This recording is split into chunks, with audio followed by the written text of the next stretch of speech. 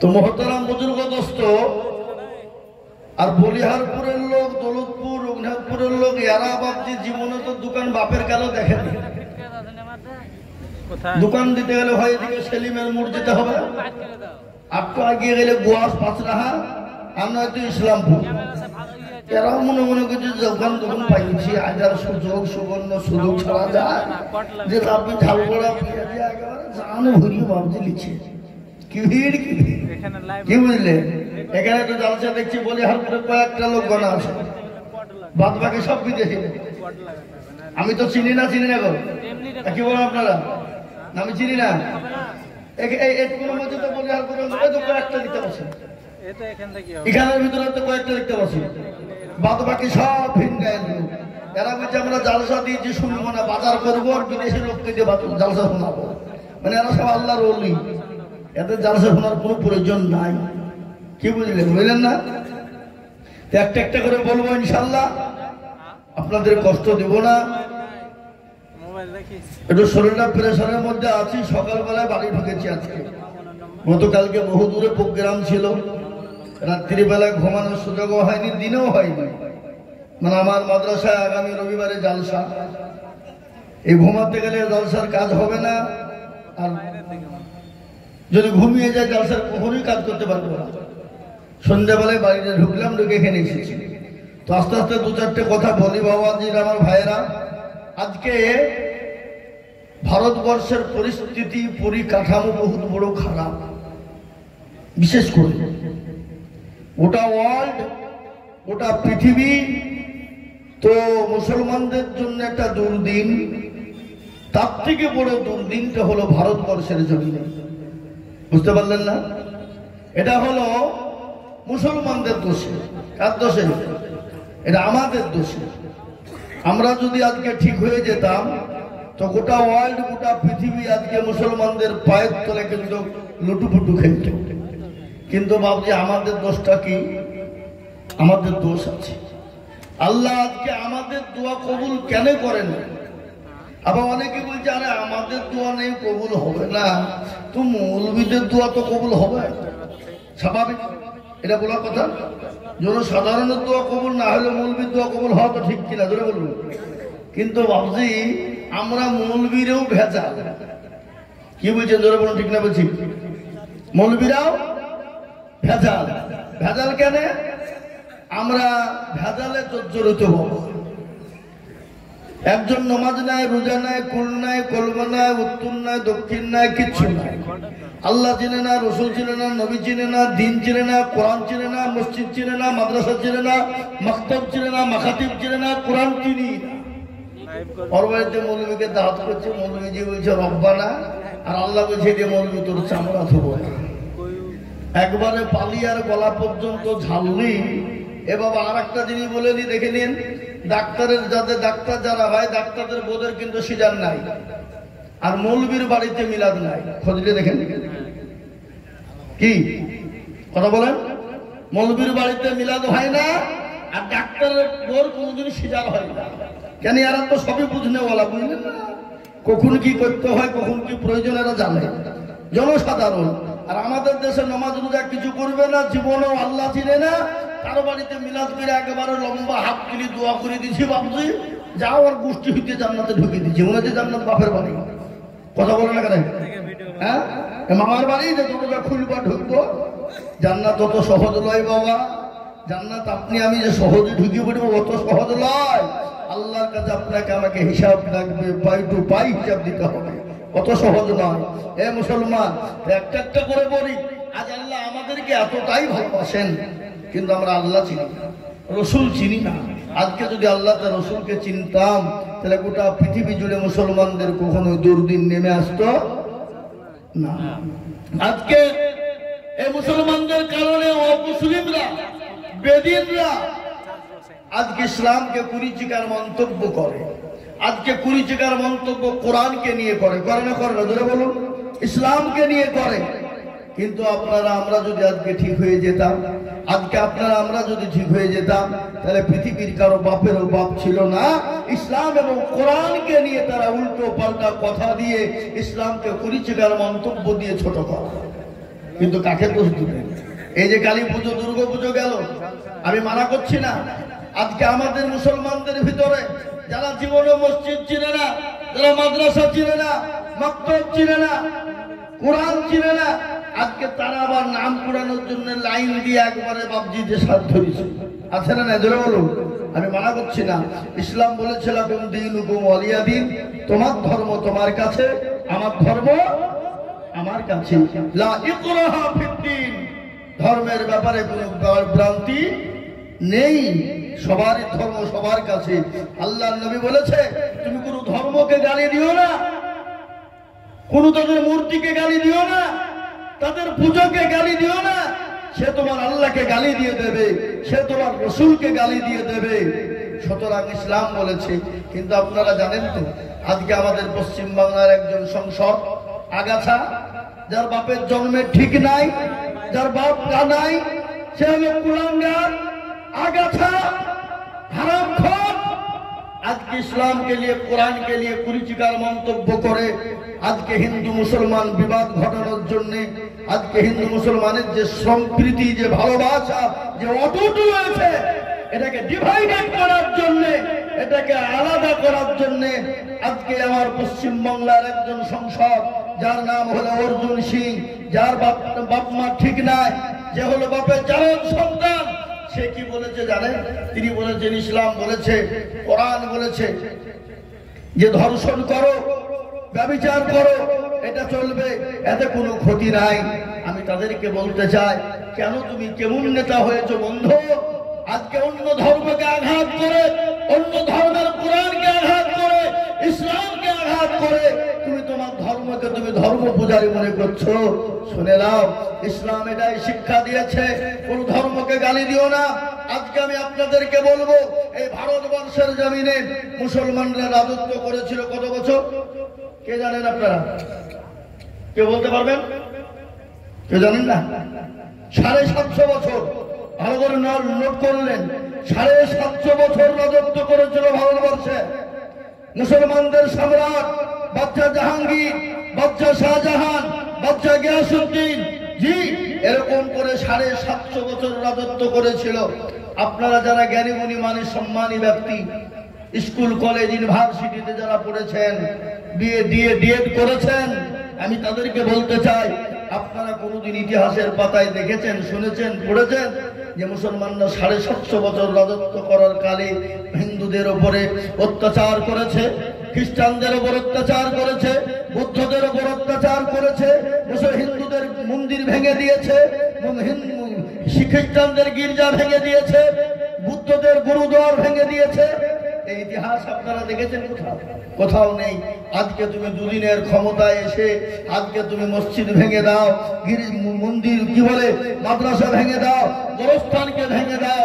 শুনে নাও, ভারতবর্ষের জমিনে যদি মুসলমানরা মনে করত কোন জাতি থব না, কোন ধর্ম থব না, কোন ধর্মে থাকতো না, কোন ধর্মের ক্ষমতা ছিল না ভারতবর্ষের জমিনে বাস করার। কিন্তু ইসলাম বলেছে না, কখনোই কারোর সঙ্গে কোন ধর্মকে গালি দিও না, কোন ধর্মের উপর আঘাত করো না। এটা কার শিক্ষা? এটা নবীজির শিক্ষা, এটা পেয়ারা নবী, দয়ার নবীর শিক্ষা। তিনি তো আদর্শবান নবী, তিনি তো আপনার দয়ার নবী, তিনি তো মায়ার নবী, তিনি তো মানুষকে ভালো শিক্ষায় শিক্ষিত করেছে, বলেছেন মানুষকে বলেছে অন্যের অন্যায় করো না, অন্যায়ের পথে হেঁটো না। আল্লাহ নবী যখন মক্কার জমিনে মানুষকে অন্যায়ের বিরুদ্ধে রুখে দাঁড়ালেন, অন্যায়ের বিরুদ্ধে যখন রুখে দাঁড়ালেন, বিশ্ব নবীকে মক্কার জমিন আলামিন সত্যবাদী বলেছিল। নবীজি সৎ কাজের আদেশ দিয়েছিলেন। যখনই রাসূলুল্লাহ অসৎ কাজের আদেশ দিলেন, তখনই নবীজির উপর আক্রমণ শুরু হয়ে গেল, পরস্পর আক্রমণ শুরু হয়ে গেল। আমি আপনাদেরকে বলবো, রাসূলুল্লাহ সাল্লাল্লাহু আলাইহি ওয়াসাল্লামকে অত্যাচার করে, জুলুম করে দেশ থেকে, মক্কা থেকে মদিনায় যেতে বাধ্য করেছিল। কেন? তিনি অসৎ কাজের নিষেধ করেছিল এই জন্য। জি, আজকে আমি আপনাকে বলি, কিন্তু রাসূলুল্লাহ কোনদিন কাউকে বলেনি, কোন ধর্মকে আঘাত করতে বলেনি, কোন বেধর্মীকে গায়ে হাত দিতে বলেনি, কোন বেধর্মের জায়গাকে দখল করে নিতে বলেনি। এটা ইসলাম বলেছে। কিন্তু তুমি তোমরা আজকে মসজিদ ভেঙে মসজিদ ভেঙে মাদ্রাসা ভেঙে গির্জা ভেঙে আজকে তোমরা তোমাদের ধর্ম পালন করো, এটাকে ধর্ম বলে না। আজ আমি বলতে চাই বন্ধু আমার সোনারা, আল্লাহ রাসূল সাল্লাল্লাহু আলাইহি ওয়াসাল্লাম অন্য জাতির সঙ্গে কি ব্যবহার করেছেন, কি তার আচার ছিল, কি আচরণ ছিল, কি ব্যবহার ছিল, একটু আমি আপনাদেরকে টাচ দিয়ে যাই। আল্লাহ নবী দয়ার নবী একজন সাহাবায়ে কেরাম রাদিয়াল্লাহু তাআলা আনহুদেরকে কোরআন শিক্ষা দিচ্ছিলেন। কি শিক্ষা? যারা বলুন কোরআন। নবীজি বললেন খায়রুকুম মান তাআল্লামাল কুরআনা ওয়া আল্লামা। নবী যখন কোরআনে কারিমা যখন সাহাবায়ে কেরামদেরকে শিক্ষা দিতে শুরু করলেন, ইতিমধ্যে নবী পাক সাল্লাল্লাহু আলাইহি ওয়াসাল্লামের দরবারে একজন ইহুদি এসে বলে, ইয়া রাসূলুল্লাহ, নবী গো, আমি আপনার কাছে এসেছি, 100 খান টাকা আপনাকে আমি রাখতে দেব, আমানত স্বরূপ আপনি রেখে দেন। এই টাকাটা 15 দিনের মাথায় এসে আমি আপনার কাছ থেকে নিয়ে যাব। আল্লাহ নবী তার নবী, তিনি তোমার নবী, তিনি তো রাহমাতাল লিল আলামিন। তিনি কোরআনে পাক আল্লাহ বলে দিয়েছেন, ওয়া মা আরসালনাকা ইল্লা রাহমাতাল লিল আলামিন। আল্লাহ রাব্বুল আলামিন নবীকে রহমতুল দুনিয়া জমিনে বানালেন। তিনি তো তার নবী, মায়ার নবী, তিনি টাকাটা কাছে রেখে দিলেন। একদিন চলে যায়, দুদিন চলে যায়, 3 দিন 4 দিন 5 দিন হয়ে গেল। রাসূলুল্লাহর কাছে ইহুদি আসলেন, আসার পরে নবীজির কলার কাটা চেপে ধরলেন। সাহাবায়ে কেরামদের ভিতরে নবীজি বসা, আর সাহাবাদের চোখ গলা মোটা মোটা হয়ে গেল। কেন বাবা জানেন? রাসূলুল্লাহর সামনে সাহাবাদেরকে অপমান অপদস্থ করবে, সাহাবাদের সামনে নবীকে অপমান অপদস্থ করবে, এটা কিন্তু সাহাবারা বরদাস্ত করতে পারে না। বিশ্ব নবীর কলার কাটা যখন টেনে ধরলেন, হযরত ওমর ছিলেন ডান দিকে, হাতে ছিল উলঙ্গা তরবারি, ওই ইহুদির হাতের উপর যখন আঘাত করে দিলেন, হাতটা খুলে গেল। বিশ্ব নবীর দিকে মাথা করে তিনি নিজের মাথাটাকে হাঁটুর ভিতরে গেড়ে দিয়ে তিনি বসলেন। ওই ইহুদি দূরে চলে যায়, অনেক দূর পরে যখন যে বসলেন, তার নবী মায়ার নবী বললেন, ও ওমর শোনো, এদিকে এসো, তুমি কেন ইহুদিকে মারলে? কিসের জন্য মেরেছ? ভাই, ওই ইহুদিকে যাও, তুমি 100 খান টাকা তুমি দিয়ে দাও, আর মারের বদলে 5 কিলো তাকে খেজুর দিয়ে দাও। বিশ্ব নবী তার নবী কত যখন বলা, ইহুদি মনে মনে করলেন, হারাইনি তো তিনি তো তার নবী, মায়ার নবী, ইনি তো আব্দুল্লাহর লাল, ইনি তো মরুর দুলাল, ইনি তো আমিনার লাল, ইনি তো জনাবে মুহাম্মদুর রাসূলুল্লাহ সাল্লাল্লাহু আলাইহি ওয়াসাল্লাম। বিশ্ব নবীর কাছে ইহুদি ছুটতে ছুটতে এসে বলেন, ইয়া রাসূলুল্লাহ, নবী গো, ইয়া রাসূলুল্লাহ, আপনি আমাকে ক্ষমা করে দিন, মাফ করে দিন। আল্লাহ নবীকে বললেন, ইয়া রাসূলুল্লাহ, আমি বড় অন্যায় করে ফেলেছি, বড় ভুল করে ফেলেছি। আল্লাহ রাসূল বলে, ভাই রে, তোমার টাকার অভাব আছে, তুমি আমাকে কেন বললে না? তুমি তো 15 দিনের জন্য আমানত রেখেছিলে, 5 দিন হয়ে গেল, তোমার টাকার প্রয়োজন ছিল আমার কাছে, তুমি চেয়ে নিতে পারতে, কিন্তু তুমি বলো কিসের জন্য আমার কাছে তুমি এরকম ব্যবহার করলে? ওই ইহুদি বলেন, ইয়া রাসূলুল্লাহ, ও আল্লাহর নবী, আমি আপনার উম্মত না। বলে, তুমি কার উম্মত? বলে, আমি ঈসা নবী আলাইহিস সালামের জামানার উম্মত। ওগো নবী, আমি কিতাবের ভিতরে দেখেছিলাম, তওরাত, জবর, ইনজিলের ভিতরে এমন একজন নবীর আবির্ভাব দুনিয়ার জমিনে হবে, যার চেহারা হবে অতীব সুন্দর, দেখতে অতি সুন্দর, তার চেহারা এরকম হবে তাকে দেখতে ভালো লাগবে, মানুষ অন্যায় করলে তাকে ক্ষমা করে দিবে, মাফ করে দিবে। ওগো নবী, আপনি আমাকে ক্ষমা করে দিন, মাফ করে দিন। আল্লাহ নবী তাকে ক্ষমা করে দিলেন, মাফ করে দিলেন। ওই ইহুদি বিশ্ব নবীর হাতখানা ধরে বললেন, ইয়া রাসূলুল্লাহ, নবী গো, আপনি আমাকে কলমা পড়ে মুসলমান আপনি বানিয়ে নিন। এ মুসলমান দরদি, ইসলাম তো তোর বাড়ির দ্বারাই হয় না, ইসলামের বাড়ির দ্বারাই হয় না। ইসলাম কলমা আপনার কাউকে জবরদস্তি করা হয় না, কাউকে জোর করে কলমা বানানো হয় না, কাউকে জোর করে মুসলমান বানানো হয় না। মানুষ মানুষের সঙ্গে ইসলামের ব্যবহার, আল্লাহ নবীর ব্যবহার, সাহাবাদের ব্যবহার দেখে কাফের বেঈমান মুশরিক ইহুদির দলেরা দলে দলে কলমাওয়ালা হয়ে মুসলমান হয়ে গেছে। বাবা দলে দলে মুসলমান হয়েছে। তারা কিসের দেখে? ইসলামের আখলাক, চরিত্র, ব্যবহার দেখে, কলমার ব্যবহার দেখে। আজকে বলে মেয়েদেরকে ধর্ষণ করলে, রেপ করলে কুরআন বলেছে কোনো ক্ষতি নেই। কিন্তু একটা কথা শুনেলেন, গোটা ভারতবর্ষের দিকে লক্ষ্য করে দেখুন, আজ পর্যন্ত কোন মুসলমান ধর্ষণ করে মেরে ফেলেছে? আজকে কোন মুসলমান রেপ করে তাকে হত্যা করে দিয়েছে? আর তারা যারা বলে তারা ধর্ষণ করে মেরে দিয়ে, রেপ করে মেরে দিয়ে, আজকে তাদেরকে জেল থেকে বের হলে তাদেরকে ফুলের তুলা দিয়ে বের করানো হয়। হয় না? হয় না? হয় না? হয় না? এটা ভারতবর্ষের ইতিহাস। আজকে ভারতবর্ষে এই যে উত্তর প্রদেশ যোগী রাজ্যে যেখানে জঙ্গল রাজ চলছে, যোগী আদিত্যনাথ নারায়ণ ডাকলু বাবু অত জীবন ও চুল গজবে গজাবে বলে মনে হয় না।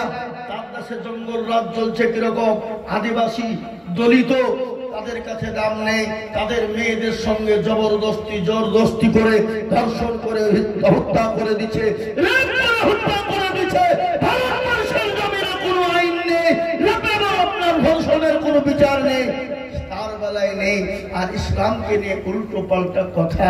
নেতা তো আমাদেরও ছিল, নেতা ছিল না কেন? নেতারা তো মুসলমান, নেতারা তো অন্যায় করেনি, তারা তো কোনোদিন ধর্ষণ করেনি, তারা তো কোনোদিন ব্যভিচার করেনি, তারা তো মানুষের অন্যায় করে জমি জায়গা লুট করেনি, তারা তো মসজিদ মাদ্রাসা ভেঙে দেয়নি, তারা তো মন্দির গির্জাকে ভাঙেনি, তারা তো গুরুদুয়ারকে ভাঙেনি। কেন? এরা হলো ইসলামের আদর্শে আদর্শিত, এরা হলো নবীর আদর্শে আদর্শিত। আর নবীর আদর্শে আদর্শিত যারা হয় তারা কোনোদিন চুরি করতে পারে? তারা কোনোদিন মানুষকে হত্যা করতে পারে? তারা কোনোদিন ব্যভিচার রেপ করতে পারে? তারা কোনোদিন কোনো ধর্মকে আঘাত করতে পারে? তারা কোনোদিন কোনো ধর্মের গির্জা মন্দিরকে ভেঙে দিতে পারে? কখনোই পারে না। আজকে শুনে নাও, তুমি ইসলামকে নিয়ে কুরুচিকর মন্তব্য করেছো, আল্লাহ মানুষকে ছাড় দেয় কিন্তু ছেড়ে দেয় না। বলবর সিং গজরুপাড়া মাদ্রাসা এসেছিল, বাবরি মসজিদকে সর্বপ্রথম ওই কুড়াল দিয়ে কুপিয়েছিল। সেই বলবর সিং আল্লাহ তাকে হেদায়েত করে ভারতবর্ষের জমিনে তিনি 100টা মসজিদ তৈরি করেছেন এবং তিনি কলমাওয়ালা হয়ে মুসলমান হয়েছেন। মৃত্যুর সময় কলমা পড়তে পড়তে মারা গেছেন। আমি আপনাদেরকে বলবো, যারা ইসলামের বিরোধিতা করবে, কোরআনের বিরোধিতা করবে, মুসলমানদের বিরোধিতা করবে, আল্লাহ মানুষকে ছাড় দিবে কিন্তু ছেড়ে দিবে না। ভাই সে কলমাওয়ালা হয়ে একদিন মুসলমান হবে, জমিন থেকে তাকে নাস্তিক বেঈমান হয়ে তাকে মার খেতে খেতে খেতে খেতে মরতে হবে। জি, মুসলমানদের নেতা ছিল না। নেতা কাকে বলে? আজকে দুদিনের পাওয়ার পেয়েছো, চেয়ার পেয়েছো, কলম পেয়েছো, মনে করছো সারা জিন্দেগি তোমার চেয়ার থাকবে না, এ চেয়ার তোমার থাকবে না। ফেরাউন ছিল না, নমরুদ, আবু জেহেল, আবু লাহাব, তোমার সাইবা ছিল না? তারা যখন ধ্বংস হয়ে গেছে, তুমি তো সামান্য চুলের যোগ্য নয়। তুমি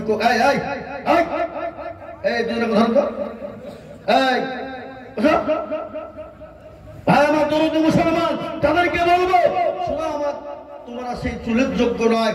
নেতা কাকে বলে শুনে নাও। আল্লাহর নবীর আদর্শে আদর্শিত হযরত ওমর রাদিয়াল্লাহু তাআলা আনহু, তিনি যখন গভর্নর ছিলেন, অর্থ পৃথিবীর খলিফা। কিসের খলিফা? অর্থ পৃথিবীর খলিফা। তিনি বলেন আমিরুল মুমিনিন, খলিফাতুল মুসলিমিন। নেতা কারে বলে শুনেলেন? খালি মুসলমানদের জন্যই তিনি ছুটেননি।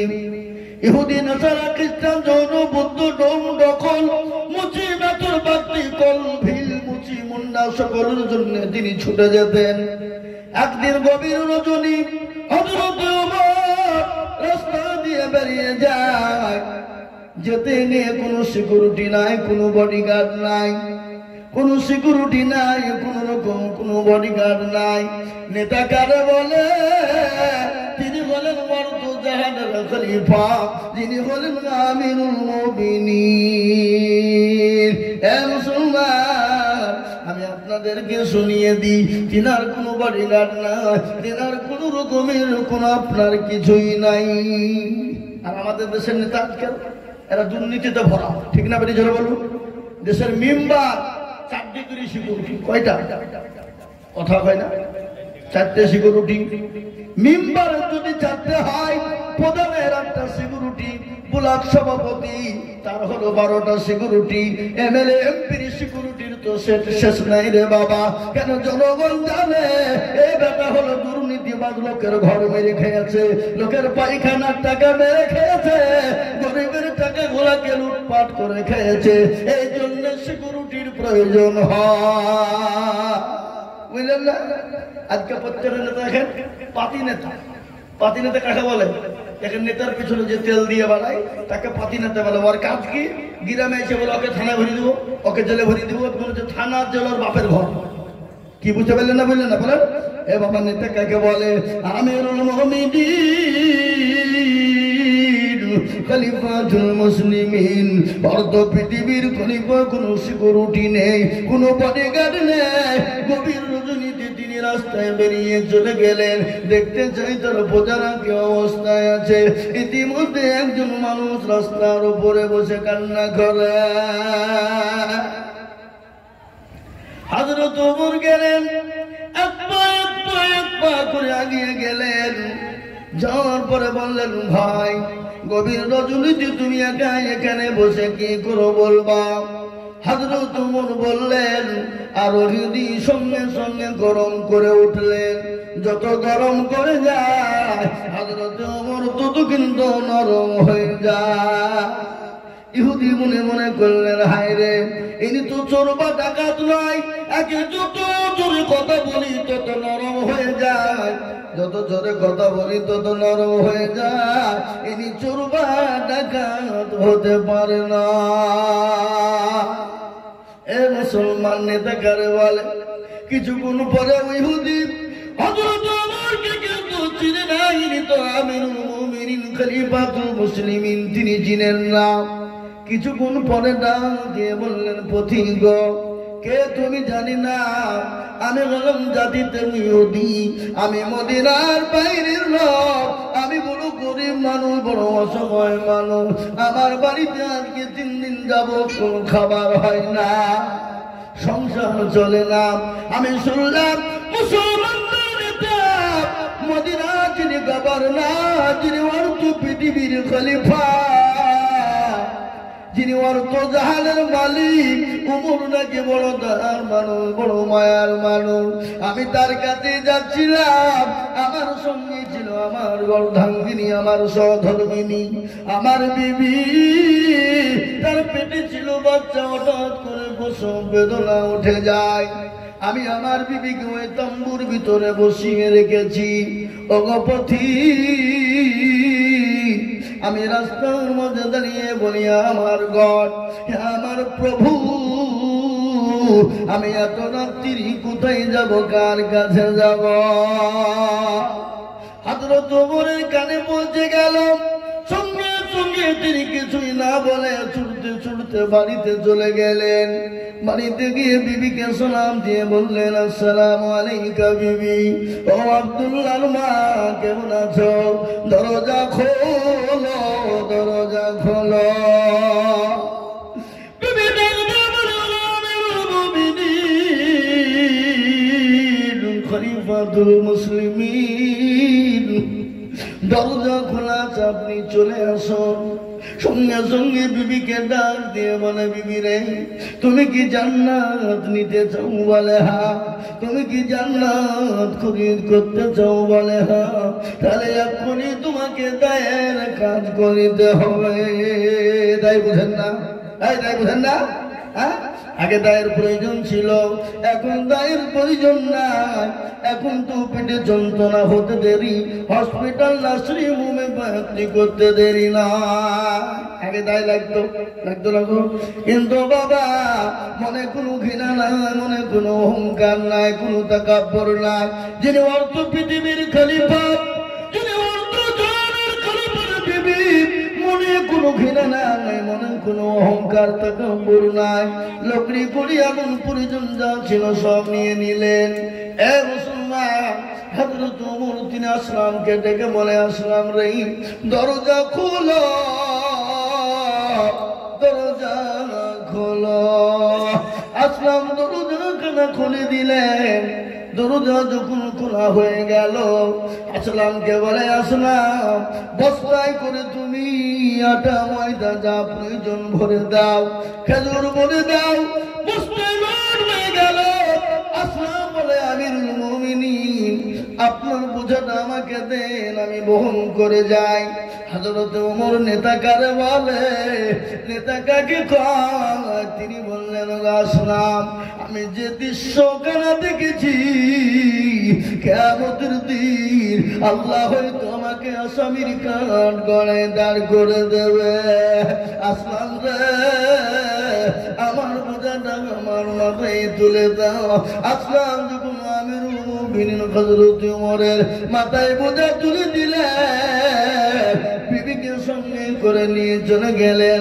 বিবিকে নিয়ে যাওয়ার পর ওই তাম্বুর ভিতরে ঢুকিয়ে বলেন, বিবি রে, এই তাম্বুর ভিতরে চলে যা। তাম্বুর ভিতরে চলে গেলেন।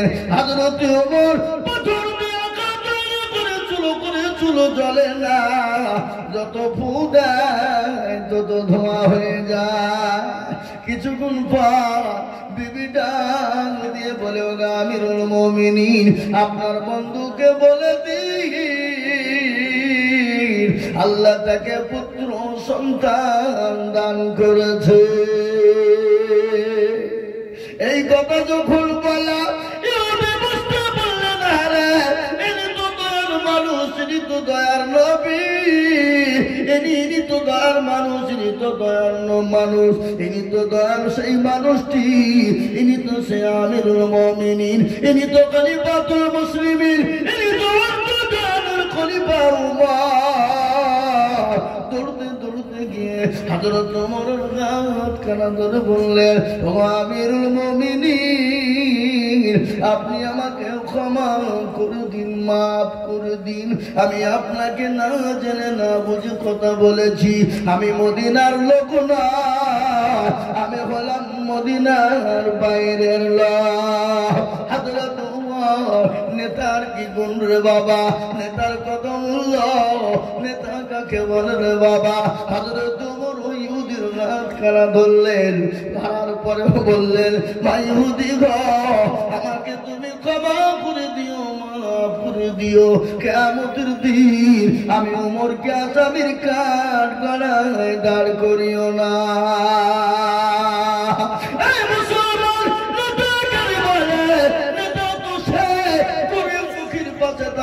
অন্য জাতির পাশে থাকবে, সংখ্যালঘুদের পাশে থাকবে, সংখ্যালঘুদের পাশে দাঁড়িয়ে সংখ্যালঘুদেরকে হেফাজত করবে।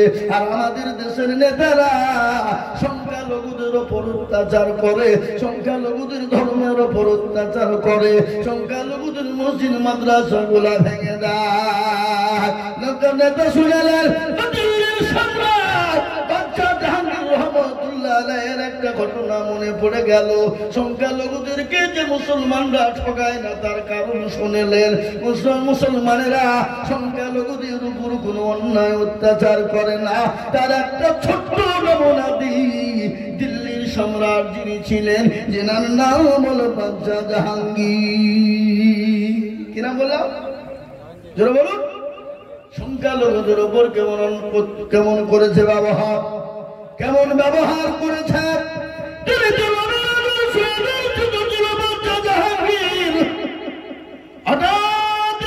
তিনি বাড়িতে না, তিনার বিবি নূরজাহান বাড়িতে বসে বসে তিনি তীর চালাইছিলেন। তীর বুঝেন না গো, এখন তো তীরের প্রয়োজন না।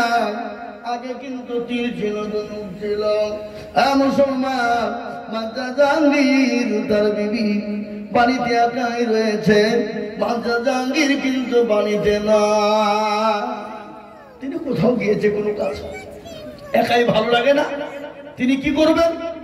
বাড়িতে পাহারাদার দিতে, পাহারা রাখতে হবে, তাকে তো রক্ষা করতে হবে। তিনি কি করলেন? নিজে বসে বসে তীর ধনুক শুরু করলেন চালাতে। তীর ধনুক চালাতে চালাতে গিয়ে রে বাবা, এটা বলার উদ্দেশ্য ছিল না, এটা বলার উদ্দেশ্য হলো আজকে কেন বলছি জানেন? এই ওয়াজ তো আমি আর আগেও করেছি। আজকে বলার উদ্দেশ্য হলো একটা, আজকে মুসলমানদের উপরে যে অত্যাচার জুলুম চলছে, নিপীড়ন চলছে, এ মুসলমান, আজকে তোমাদেরকে তাই বলতে চাই, এটা আমার বলার উদ্দেশ্য ছিল না। একটা উদ্দেশ্য হলো মুসলমানরা কেমন ভালো আর মুসলমানদের আদর্শ কেমন ভালো। কিন্তু ওই ধুমানের সঙ্গে বাদশা জাহাঙ্গীর কি ব্যবহার করেছিল? তার নিজের জন্য নিজের প্রেমিকে সামনে রেখে নিজে হত্যা হতে চেয়েছিল। কিন্তু ধুমানি কি বলেছিল? ওগো বাদশা জাহাঙ্গীর, আমরা তো তুমি তোমাকে আমি মাফ করে দিলাম, ক্ষমা করে দিলাম। তোমার মতো বাচ্চাও যদি আমাদের জমিনে বেঁচে থাকে, আমাদের মতো সংখ্যালঘু ধুমানিরা জীবন কোনদিন বঞ্চিত হবে না। মুসলমান, আজ আমাদের উপর কত জুলুম চলে রে বাবা। এই দেখেন কিছুদিন আগে আই লাভ মোহাম্মদ নিয়ে একটা ঘটনা ঘটে গেল। আই লাভ মোহাম্মদকে কেন্দ্র করে মুসলমানদের 200 জনের উপরে ফায়ার করা হলো এবং 40 জন যুবককে আপনার বেদরত মেরে তাদেরকে জেলে ভরে দেওয়া হলো।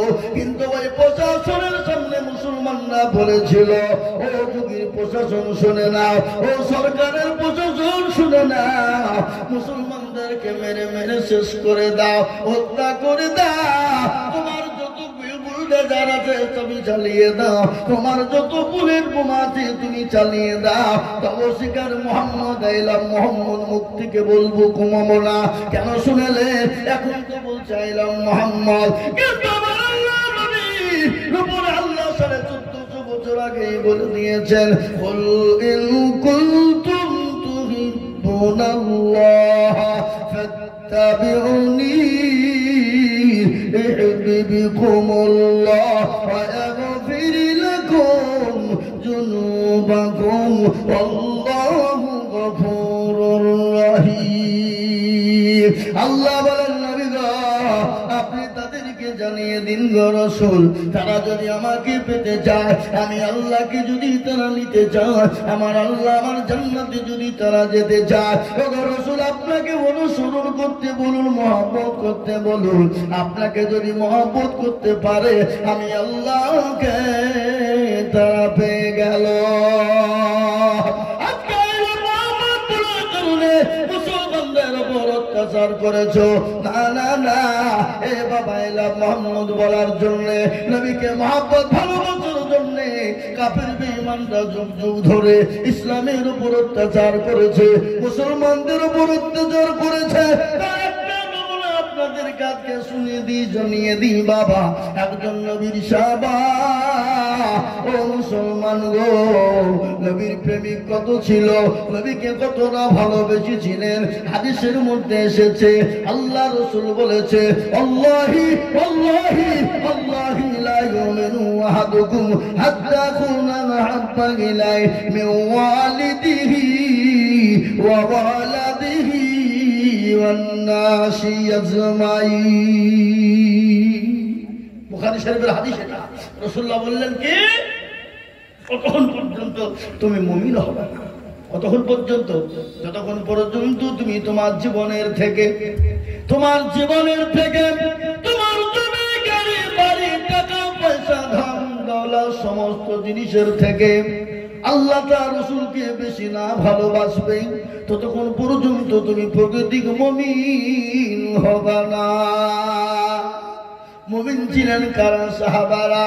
নবীকে কতটা ভালোবেসেছিলেন, রাসূলকে কতটা ভালোবেসেছিলেন, কতটা নবীর জন্য তারা পাপনার আগ্রহ ছিল, এমনকি নিজের জীবন পর্যন্ত সাহাবারা দিয়ে দিয়েছেন। একজন সাহাবা যার নাম হলো হযরতে তালহা।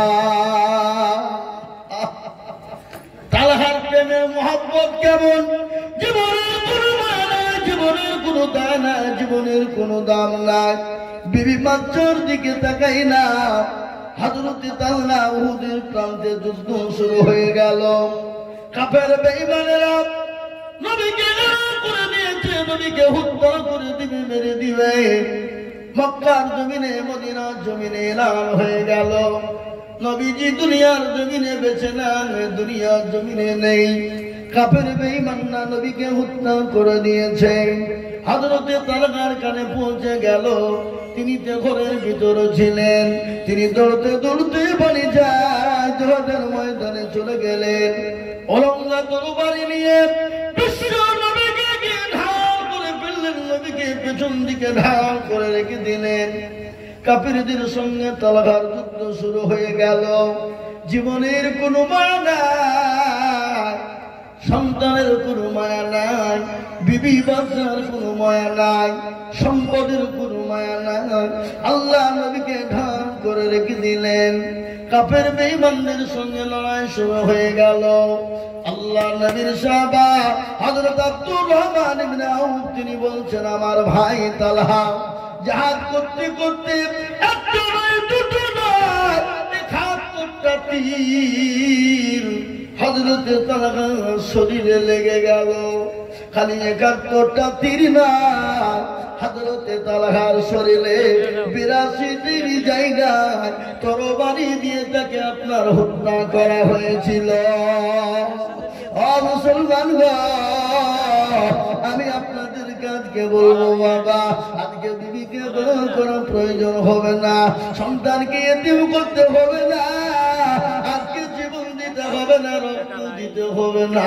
আজ আমি আপনাদেরকে বলি, বাবা আসুন আমরা নবীর আদর্শে আদর্শিত হয়ে যায়, ইসলামের আদর্শে আদর্শিত হয়ে যায়, মসজিদমুখী দিনমুখী হয়ে যায়, আল্লাহওয়ালা দিনওয়ালা হয়ে যায়, নবীর প্রেমী হয়ে যায়। আল্লাহর তরফ থেকে আমাদের উপর মাদাদ আসবে, আল্লাহ দরবারে দোকান তুলব, আল্লাহ কবুল করে নেবে। আমাদেরকে বিবি বাচ্চা ব্যবহার করতে হবে, জীবন দিতে হবে না, রক্ত দিতে হবে না। আমাদেরকে তো মহব্বত করতে হবে কাকে? রাসূলুল্লাহকে। মহব্বত করতে হবে কাকে? আল্লাহকে। ভালোবাসতে হবে। এ বাবা, আল্লাহ তার রাসূলের মহব্বত যদি আমাদের জীবনে ঠিক থেকে যায়, আল্লাহ আমাদেরকে মাদাদ করবে না, করবে না? জোরে বলুন। আল্লাহ তো দুনিয়া জমিনে আমাদেরকে বানিয়েছে কেন? দুনিয়া কর, খেলা কর না বাবা। সর্বপ্রথম আল্লাহ আপনাকে জিজ্ঞাসা করবে নামাজ সম্পর্কে। কি সম্পর্কে? জোরে বলুন। আপনাকে কি জিজ্ঞাসা করবে? আপনাকে বলবে যে বল কত করে বাড়িতে বাড়ি করেছিলি, গাড়ি করেছিলি, জমি জায়গা করেছিলি? না, আপনাকে সর্বপ্রথম জিজ্ঞাসা করা হবে নামাজ, নামাজ, নামাজ, নামাজ। আমাদের দেশের মা বোনেরা ভাত রান্না করে, করে না? করে না? কিন্তু হাড়ির একটা ভাত টিপলেই তো বুঝতে পারে, পারে কিনা যে ভাত হয়েছে কিনা। কিন্তু আল্লাহ যে আপনাকে আমাকে প্রশ্ন করবে সর্বপ্রথম নামাজ সম্পর্কে, আপনার আল্লাহ যদি নামাজে যদি আপনি পাস হয়ে যায়, তাহলে আপনাকে আর কোনো জিনিস জিজ্ঞাসা করার কোনো প্রয়োজন হবে না। কিন্তু আমরা নামাজ কখন পড়ি? যখন আমরা বিপদে পড়ি, যখন আমাদের অভাবের অনটনের সময় হয়। সুখের দিনে নামাজ নাই, চল বেড়াই, চল যা ইচ্ছে তাই করি, কিন্তু মসজিদে যাই না। বাড়ির কাছে মসজিদ, আজান হয়, ঘরের ভিতরে শুয়ে শুয়ে টাইম কাটিয়ে দেয়। আছে না নাই? জোরে বলুন। এরকম আছে না? কথা বলে না কেন? আছে না নাই? আজান হয়, তাদের কর্ণ কহরে ঢুকে না, হাইয়া আলাস সালাহ, হাইয়া আলাল ফালাহ। আর আমরা বলি আমরা পারলুম না, ইমাম আর মুয়াজ্জিন তারা দুজনেই চালা। আল্লাহর কাছে যেতে হবে। প্যারা নবী যেদিন দুনিয়া থেকে বিদায় হয়ে যায়, প্রচন্ড বুকে ব্যথা, মাথায় যন্ত্রণা সহ্য করতে পারে না। হযরতে জিবরিল আলাইহিস সালাম এলেন, রাসূলুল্লাহকে বললেন, ইয়া রাসূলুল্লাহ আপনি কেমন আছেন? বলে আমি তো মোটেও ভালো নাই গো ভাই জিবরাইল। বলে ইয়া রাসূলুল্লাহ আজকে আপনার কাছে একজন নতুন মানুষ, আপনার কাছে একজন নতুন ফেরেশতা এসেছে, যে ফেরেশতা জীবনেও কোনদিন কারো কাছে অনুমতি নেয় না। নবী গো, আপনি যদি অনুমতি দেন তাহলে আমি তাকে আপনার কাছে আনবো, আর আপনি যদি অনুমতি না দেন তখন নবী আমি তাকে সঙ্গে করে নিয়ে চলে যাব। রাসূলুল্লাহ বললেন, ও ভাই জিবরাইল, আমি যদি অনুমতি না দিই তাহলে নিয়ে চলে যাবা? বলে হ্যাঁ। বলে না না না, আমার কাছে তোমার তাকে আসতে দাও। বিশ্ব নবীর কাছে গেলেন, হযরত আজরাইল আলাইহিস সালাম গিয়ে নবীকে বললেন, আসসালামু আলাইকা ইয়া রাসূলুল্লাহ। ওগো নবী, আপনি কেমন আছেন একটু বলুন। নবীজি বললেন, আজরাইল রে, আমি তো মোটেও ভালো না, আমি প্রচন্ড ব্যথার মধ্যে আছি। আল্লাহ নবীকে বললেন, ও নবী গো, আমি আপনার কাছে এসেছি, আপনি যতদিন মন চায় আপনি দুনিয়ার জমিনে থাকতে পারেন। আচ্ছা বলুন তো, এতদিন পর্যন্ত আদম নবী আলাইহিস সালাম থেকে নিয়ে এই শেষ জামানার খাতামান নবী পর্যন্ত যত মানুষ এসেছেন, নবী ছাড়া কোনদিন আজরাইল কাউকে শুনেছেন? কোন মৌলবী বলেছে যে আপনার যতদিন ইচ্ছা হয় আপনি ততদিন থাকেন? কাউকে বলে নাই। তিনি তো দয়ার নবী, মায়ার নবী, আছেন গজল। আল্লাহর নবী, মায়ার নবী গো, আপনি নবী আমার জীবনের জীবন। আল্লাহর নবী, দয়ার নবী গো, আপনি নবী আমার জীবনের জীবন। আপনি আমার জীবন সাথী, অন্ধকার কবরের বাতি, আপনি হইলেন নিরুদুনিয়ার ধন। আল্লাহ নবী, মায়া নবী গো, আপনি নবী আমার জীবনের জীবন। আপনি রহমাতুল লিল আলামিন, আপনি উম্মতের জামিল। আপনি রহমাতুল লিল আলামিন, আপনি উম্মতের জামিল। আপনি হইলেন গুনাহগার উম্মতের আপনজন।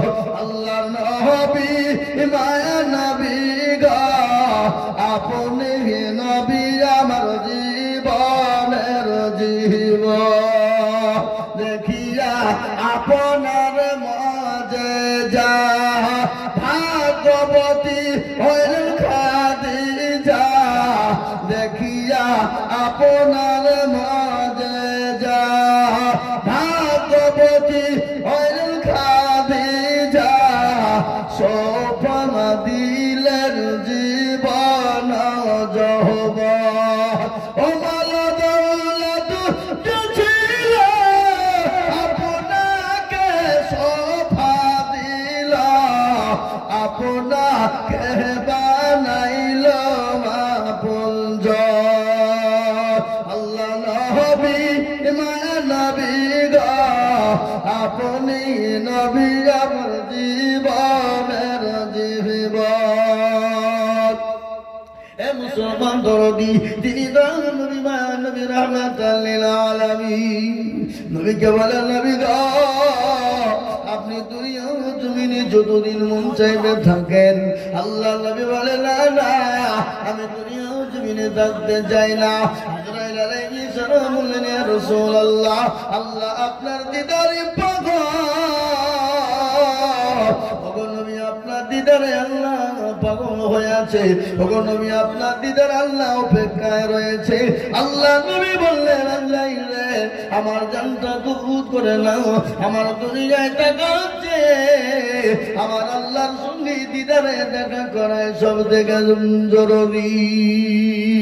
হে মুসলমান তরুণী আমার ভাইরা, আল্লাহ ওয়ালা নবীর প্রেমিকেরা, আল্লাহ নবীর বুকের উপর হাত কান্দা হলো। আল্লাহ রাসূল বললেন, আজরাইল জানো, তুমি যখন আমার বুকের উপর তুমি দিলে, আমি নবী মনে করলাম গোটা উহুদ পাহাড়টা আমি নবীর বুকের উপর যেন এসে বসে গেল। বলো গো বলো, আমার উম্মতির নাকি এত কষ্ট হবে? বলে নবী গো, আপনার উম্মতির কষ্ট হবে না। বলে কিরকম কষ্ট হবে না? ওগো নবী, তারা যদি দিনদার হয়, তারা যদি কলমাওয়ালা হয়, তারা যদি নামাজি হয়, তারা যদি 5 ওয়াক্ত নামাজ পড়ে, ওগো নবী, ছোট্ট বাচ্চা যেমন মায়ের কোলে বসে স্তনে দুধ খেতে খেতে যেমন ঘুমিয়ে যায়, তিনি বুঝতে পারে না। ওগো রাসূলুল্লাহ, যারা নামাজি দিনদার মুত্তাকিন হবে, আমার আল্লাহ তাদের যখন মৃত্যু দান করবে, তারা নিজেরা বুঝতে পারবে না, তারা অটোমেটিক তাদের জানটা কবল হয়ে যাবে।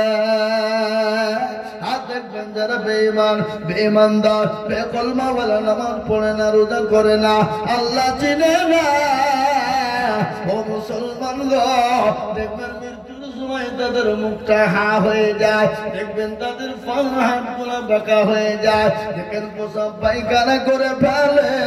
হে মুসলমান দরদি আমার ভাইরা, আজকে কেন নামাজ পড়বো না ভাই? কিসের জন্য নামাজ? আজকে সাহাবাদের থেকে আমাদের অভাব। সাহাবাদের কি অভাব ছিল জোরে বলুন তো? 1 দিন 2 দিন 3 দিন তারা খেতে পায়নি, হাড়ি উনুন জ্বলেনি, আঁকা জ্বলেনি, চুলো জ্বলেনি, কিন্তু তাদের জীবনে কোনোদিন নামাজ কাজা ছিল। কথা কর না কেন? একজন নবীর সাহাবার কথা মনে হয়ে গেল, অতি গরিব, অতি গরিব, এত গরিব, এত গরিব। আজকে বলুন দেখি ভাই, আমাদের বাড়িতে কার বাড়ি নাই যে ডবল পোশাক নাই? কথা বলেন। একজনের 4টে 5টা 6টা 7টা 10টা পর্যন্ত জামা ছেড়ে নাই। এই কথা বলেন, আছে না নাই? আছে। আচ্ছা বলুন তো, কোন বাড়িতে একবার না খেয়ে আছে? কিন্তু সাহাবাদের বাড়িতে পোশাক ছিল না, কিন্তু তাদের জীবনে কোনোদিন নামাজ কাজা ছিল না।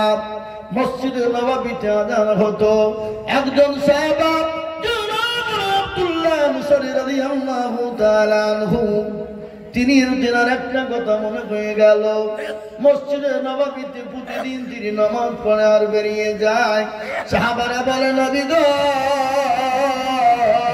ইয়া রাসূলুল্লাহ, আপনার অমুক সাহাবা সে কি বেদিন হয়ে গেল, সে কি মুশরিক হয়ে গেল গো নবী? সে কি বেদিন হয়ে গেল? রাসূলুল্লাহ বললেন, খবরদার, এরকম কথা কাউকে না জেনে না বুঝে বলো না। এবার যখন মসজিদে নববীতে নামাজের জন্য আসবে, আল্লাহ নবী বলবে, আল্লাহ রাসূল বসতে বলেছে, ফজরের আযান হয়ে গেল, আযানটা কে দিল আপনারা সকলেই জানেন। মসজিদে নববীতে আযান যিনি দিয়েছিলেন, তিনার নাম হলো হযরত বিলাল। সে বিলালের জীবনী বহুত বড় লম্বা কাহিনী। হযরত বিলাল কলমা পড়ার জন্য, নামাজ পড়ার জন্য, নবীকে মহব্বত করার জন্য, দ্বীনকে ভালোবাসার জন্য এত অত্যাচার, এত জুলুম হয়েছিল। কাফের বেঈমানরা হযরত বিলালের শরীরে প্রত্যেকটা জায়গা আঘাত করেছিল। সে সময় হযরত বিলালকে একটা ওষুধ দেওয়া হতো না, চামড়া গালা খুলে খুলে পড়ে যেত। তারপরও বিলাল আল্লাহ বলতে কখনোই ছাড়ে না। করা হলো, টেনে বের করে পেরাক মেরে দেওয়া হলো। বিলাল একটা বার বল, নবীকে চিনি না, একটা বার বল, আল্লাহকে মানি না। তারও বড় বিলাল মুখের কাছে কান লাগে, বেঈমানরা শুনতো। আবু জাহেল, আবু লাহাব, উতবা, হযরতের দিলের ভিতর থেকে, বিলালের দিলের ভিতর থেকে বেরিয়ে আসতো, আহা। হ্যাঁ মুসলমান, বড় রকম অত্যাচার যদি আজকে আমাদের উপরে হতো, আমরা নামাজ কবি ছেড়ে দিতাম, মসজিদ মুখী হতাম না। ঠিক না ধরে বলুন? কত কষ্ট দিয়েছে। মসজিদে নববীতে মসজিদ মুসল্লি সব জমা হয়ে গেল, ফজরের জামাত হয়ে গেল। এ মুসলমান, আজকে তো আমাদের দেশের মানুষ বেলা 8টা-9টা পর্যন্ত বিছানায় ঘুমায়, ফজরের আযান শুনতে পাই না, আর যদিও পাই কিন্তু তাদের উঠতে মন চাই না। আছে না নাই? ধরে বলুন, কেমন করে ঘুমাও তুমি ফজর করে কাজা,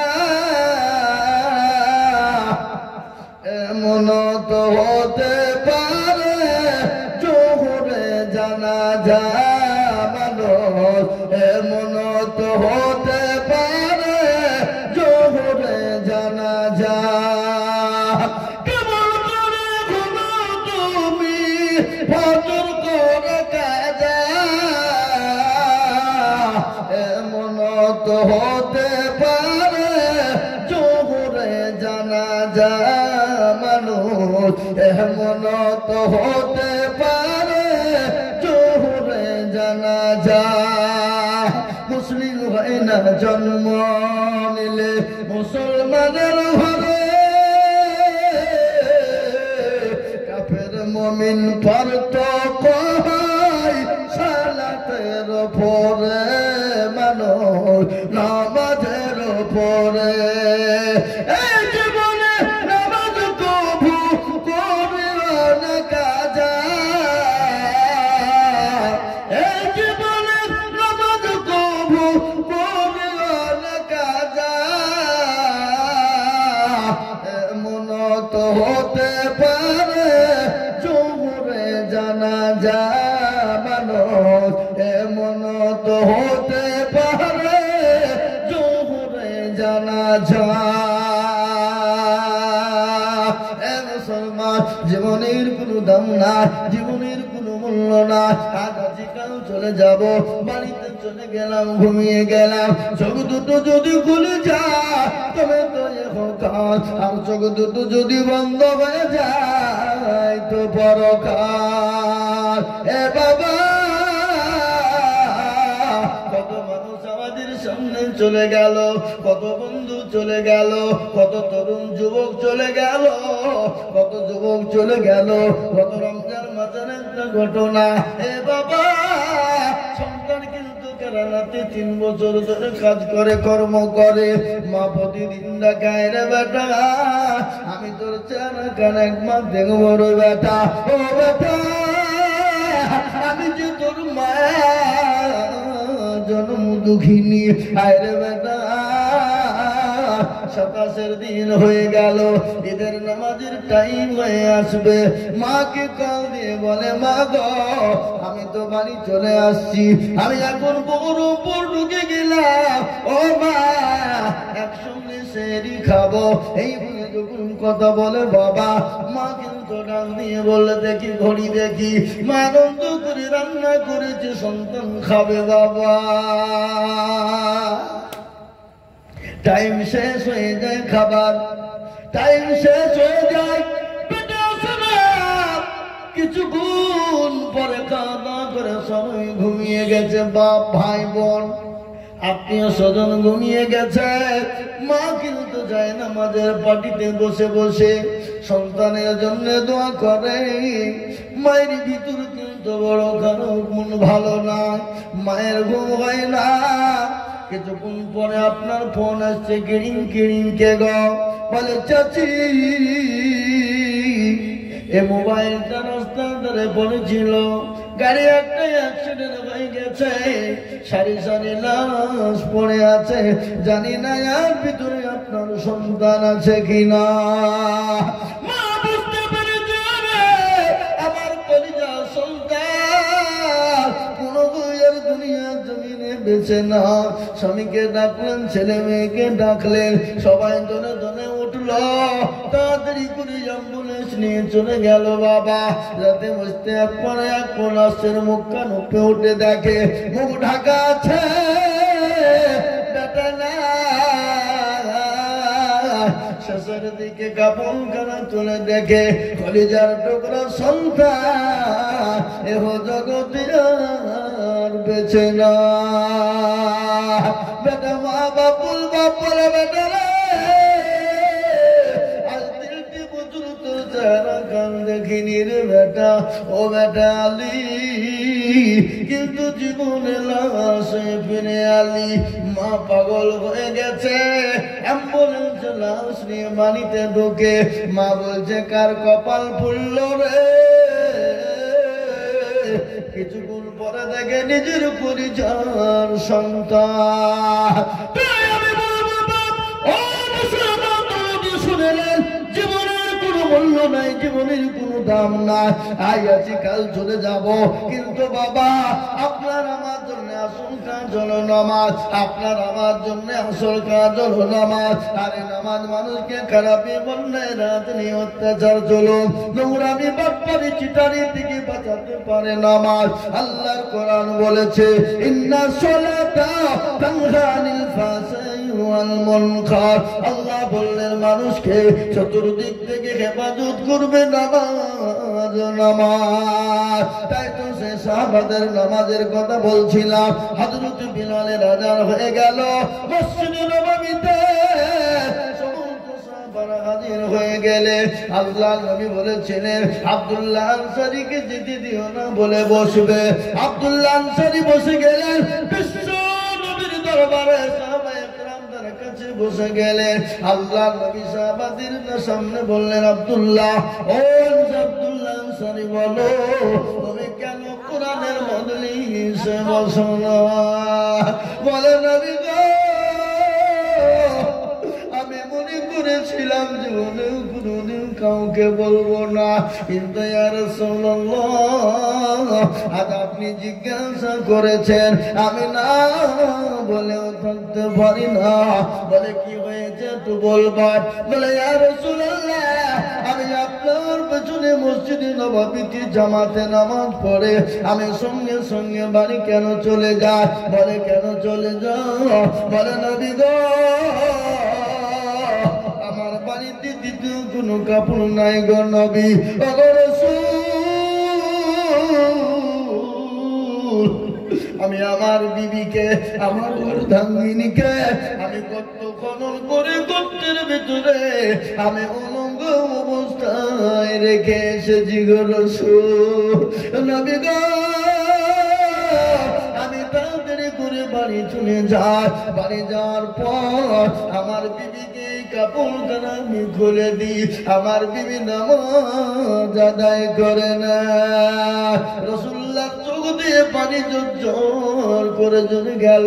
ও আমার সাহাবা, বাড়ি যা, তোমার বিবির নামাজের বেটাই হয়ে গেল।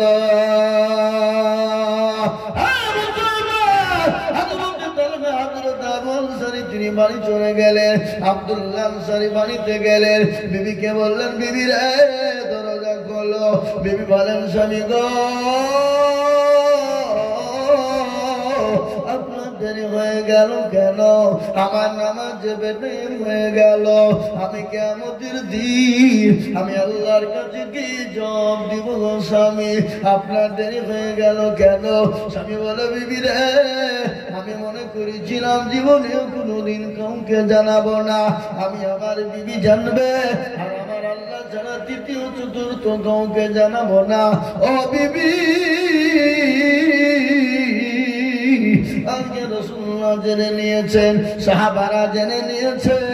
ও বিবি, আজকে আমাদের অভাবের অনটনের কথা জেনে নিয়েছে, এই জন্যই দেরি হয়ে গেল।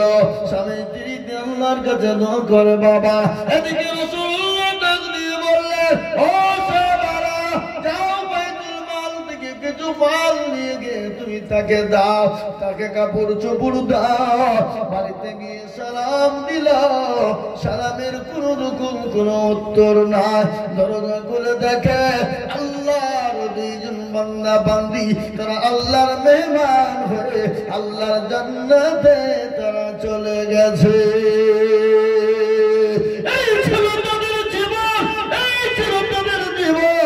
তারা নামাজ কোনদিন কাজা করেনি, অর্থ ছিল না, কাপড় ছিল না, পোশাক ছিল না, খাবার ছিল না, গাড়ি বাড়ি ছিল না, সম্পদ ছিল না, কিন্তু আল্লাহর নাম থেকে তারা দূরে সরে যায়নি। আর না থাকার কারণে আল্লাহ তাদের জন্য জান্নাতকে খুলে দিয়েছে। তাই আমি আপনাদেরকে বলবো, ও বাবা, দুনিয়া করবেন করুন, বাধা নাই, কিন্তু আল্লাহর নামাজ ছেড়ে আপনারা দেবেন না, আল্লাহর কোরআন থেকে বঞ্চিত হবেন না, আল্লাহর ঘর মসজিদ থেকে বঞ্চিত হবেন না। আল্লাহর দিনকে আঁকড়ে ধরবে। দুনিয়াতে শান্তি, কবরেতে শান্তি, পরকালেও শান্তি। কবর বড় কঠিন বাবা। আমি আপনাদেরকে শোনাবো আল্লাহ নবী বিশ্ব নবীর বিবি মা খাদিজার ঘটনা। হযরতে মা খাদিজা কবর সম্পর্কে কি বলেছে এটা আমি আপনাদেরকে শোনাবো, কিন্তু তার আগে বলবো বাবা, এটা হলো ঈদগাহের উন্নতি কল্পে জালসা। আমি আপনাদের কাছে একবার হাদিস পড়েছি। রাসূলুল্লাহ বলেছেন, মান বানা লিল্লাহি মাসজিদান বানাল্লাহু লাহু বাইতান ফিল জান্নাহ। আমার রাসূল বলে গেলে, যারা দুনিয়া জমিনে মসজিদ বানিয়ে দেবে, ঈদগাহ বানিয়ে দেবে, আল্লাহ তার কিয়ামতের দিন জান্নাতের ভিতরে জায়গা করে দেবে। খালি জায়গা নাই বাবা, আল্লাহ তার জন্য জান্নাতে একটা ঘর তৈরি করে দেবে।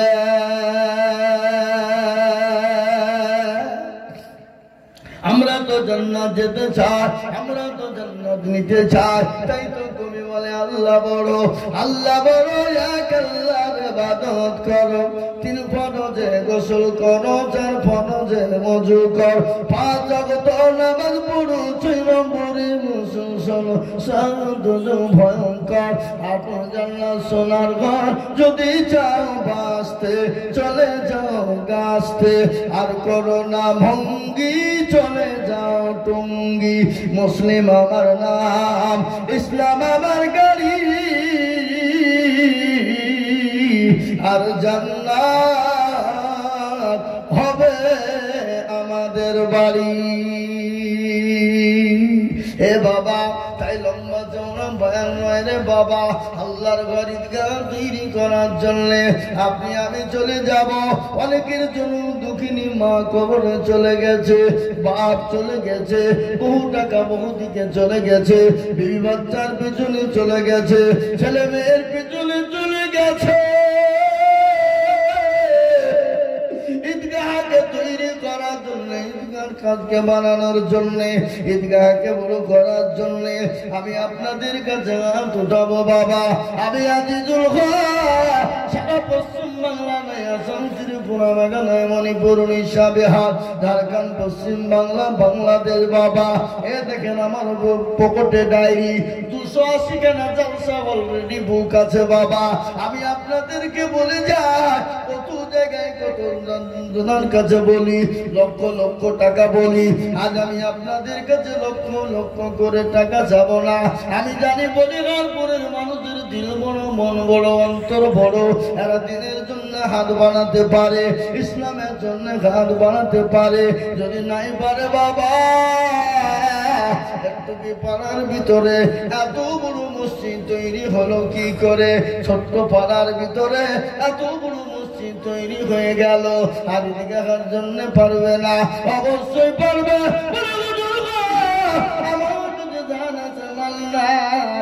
হুজুর আমি পরে দিয়ে দেব, অল্প অল্প করে দিয়ে দেব ইনশাআল্লাহ।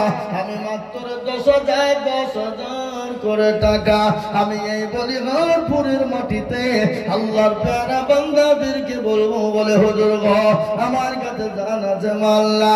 ও বাবা, পরে অল্প অল্প করে দিয়ে দিয়ে শোধ করে দেব। তাই মাত্র 10,000 করে টাকা ইনশাআল্লাহ ঈদগাহ তৈরি করার জন্য, ঈদগাহ বানানোর জন্য।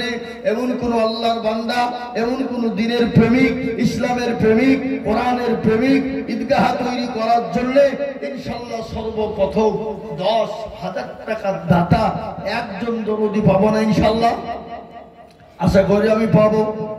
এখন তো আলহামদুলিল্লাহ খুব ভালো আছে মানুষ। এখন ছেলেরা বিদেশে থাকে, এই বছর আল্লাহ মাঠ ভরা ফসল দিয়েছে, পাটের বহু দাম আপনারা পেয়েছেন, কেন আল্লাহ রাস্তায় দেবেন না?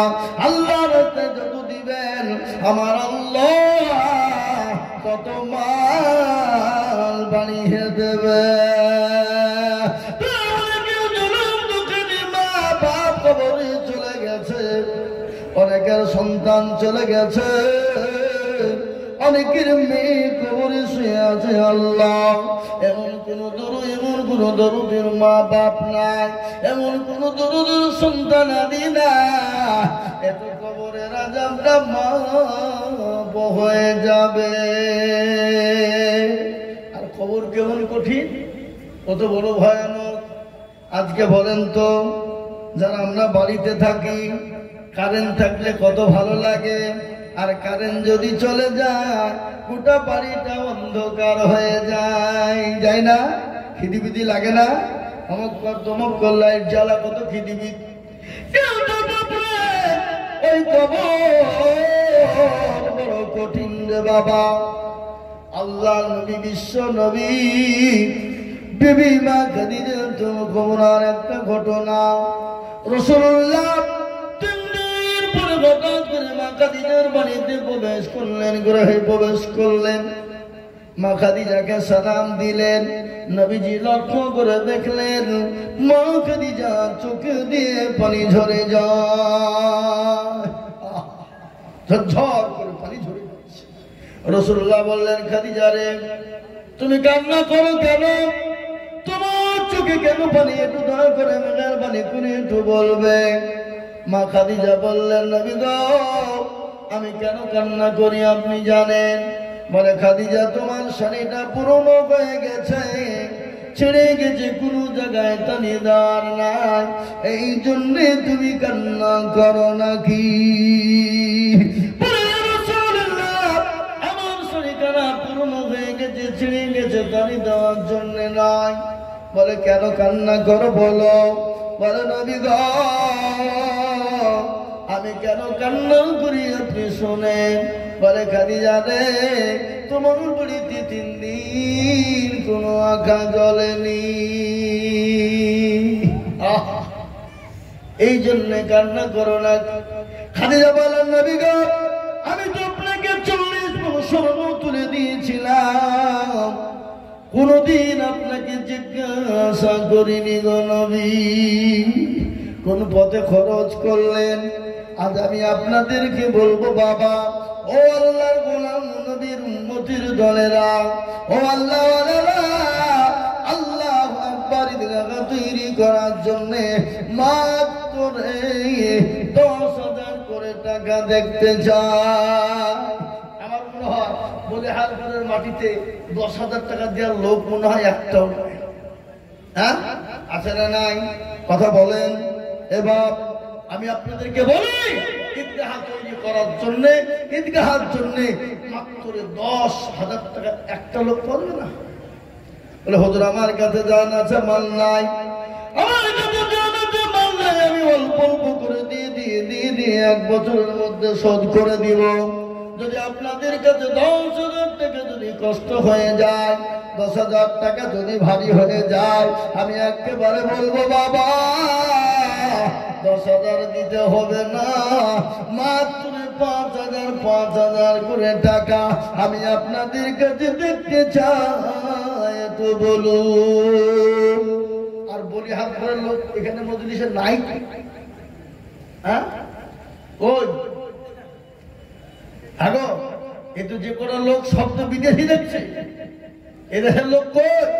এরা মনে করছে যে আমরা পরের টাকা দিয়ে ঈদগাহ করবো। হ্যাঁ, পরের টাকা দিয়ে ঈদগাহ করবো?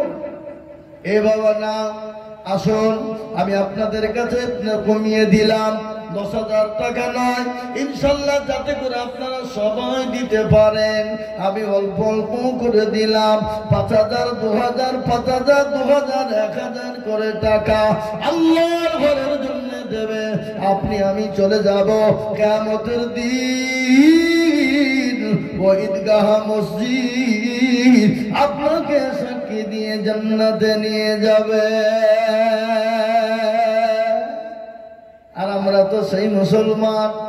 মুসলমান গো, কোন মুসলমান জীবনের জন্য জীবন ঝুঁকি রেখে ইসলামের জন্য জান মাল উজাড় করে দাও মুসলমান আমরা আছি কিনা জোরে বলুন।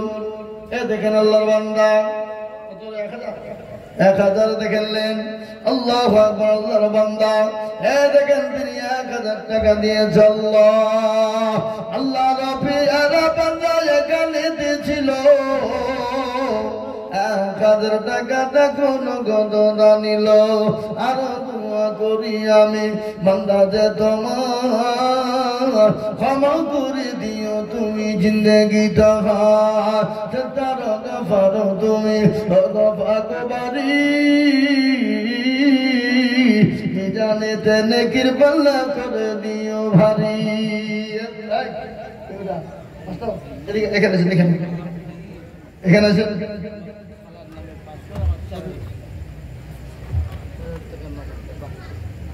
এই দেখেন আমাদের বাবা তিনি দিয়েছেন 5000 টাকা, 1000 টাকা নগদ আর 4000 টাকা বাকি।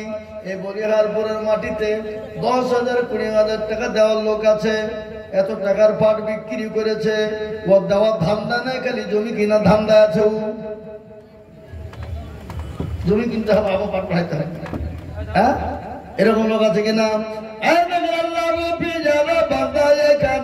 ছিল 5,000 টাকা, দেখো দেখো গদা নিল।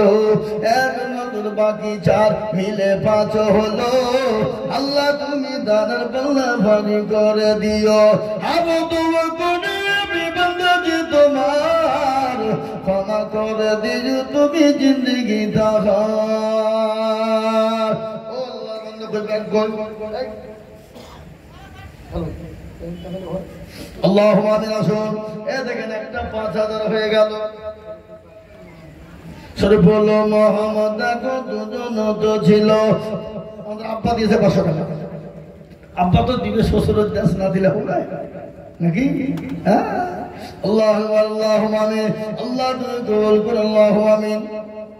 1000 টাকা নগদ আর 4000 টাকা বাকি। মাশাআল্লাহ, দেখেন আমাদের সালাম মামা 5000 টাকা দেবে, 1000 টাকা নগদ, 4000 বাকি।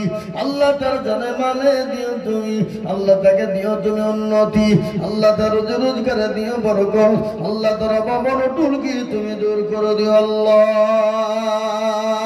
আসুন, ইনশাআল্লাহ আল্লাহর ঘরে জন্য দিলে কোনোদিন কমে যাবে না, কোনোদিন ফুরিয়ে যাবে না। আমি জানি বাবা, এই দেশের মানুষ এদের দিল মন তোর বড় বাবা, আজকে না থাকলে কি হবে, পরে দিবেন, আস্তে আস্তে দেবেন ইনশাআল্লাহ। ও ভাই মুসলমান, ঠিক রাখো ঈমান, ইসলামের বাতে ডুবায় না, ইসলামের বাতে ডুবিয়ে দিলে নজর আলী 1000 টাকা নগদ। আল্লাহ রফিয়ারা বান্দা নজর আলী ছিল 1000 টাকা দেখো নগদ দানিল।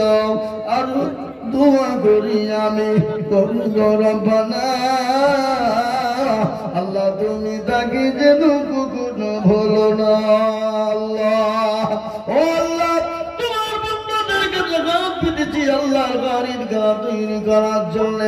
বহু টাকা বহু দিকে চলে যায়, বিবি বাচ্চার পিছনে চলে যায়, ছেলে মেয়ের পিছনে চলে যায়, আত্মীয় স্বজনের পিছনে চলে যায়, বন্ধু বান্ধবীর পিছনে চলে যায়। আল্লাহ তাদের কোনদিন কমে যায় না।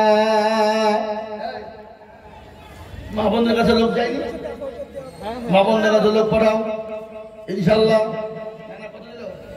2000 টাকা 3000 টাকা না না, 5000 দেবে কেন? 10,000 টাকা দেওয়া লোক খাবে কে? আল্লাহুম্মা আমিন। আজ 8000 টাকা পরে দেবা, আমি নাম লিখে দিল। আল্লাহুম্মা আমিন। আল্লাহ তুমি কবুল করে নিও। আল্লাহুম্মা আমিন। লিখেন 2000 টাকা নগদ, 3000 টাকা বাকি। আল্লাহ রব্বি যারা বান্দা গাজী সাহেব ছিল, এ 5000 টাকা এই সব কথা কোন দিকে লুকিয়েছে? তো ফাঁকিবাজ। হ্যাঁ, আল্লাহ রবিয়ার আমার দেখো হাজি সাহেব ছিল 5,000 টাকা নানা দেখো গদা নিল দিল নগদ 2 বাকি 3 মিলে 5 হলো আল্লাহ তুমি তাদের পাল্লা ভারী করে দিও আমার দোয়া করে আমি করি গো বিনতি আল্লাহ তুমি দিও তাদের দিও গৌনতি আমরা তো সেই মুসলমান তেলের গাড়ি তেলে চলে হাওয়ার গাড়ি হাওয়ায় চলে বিনা তালে চালাই গাড়ি নবী সুলাইমান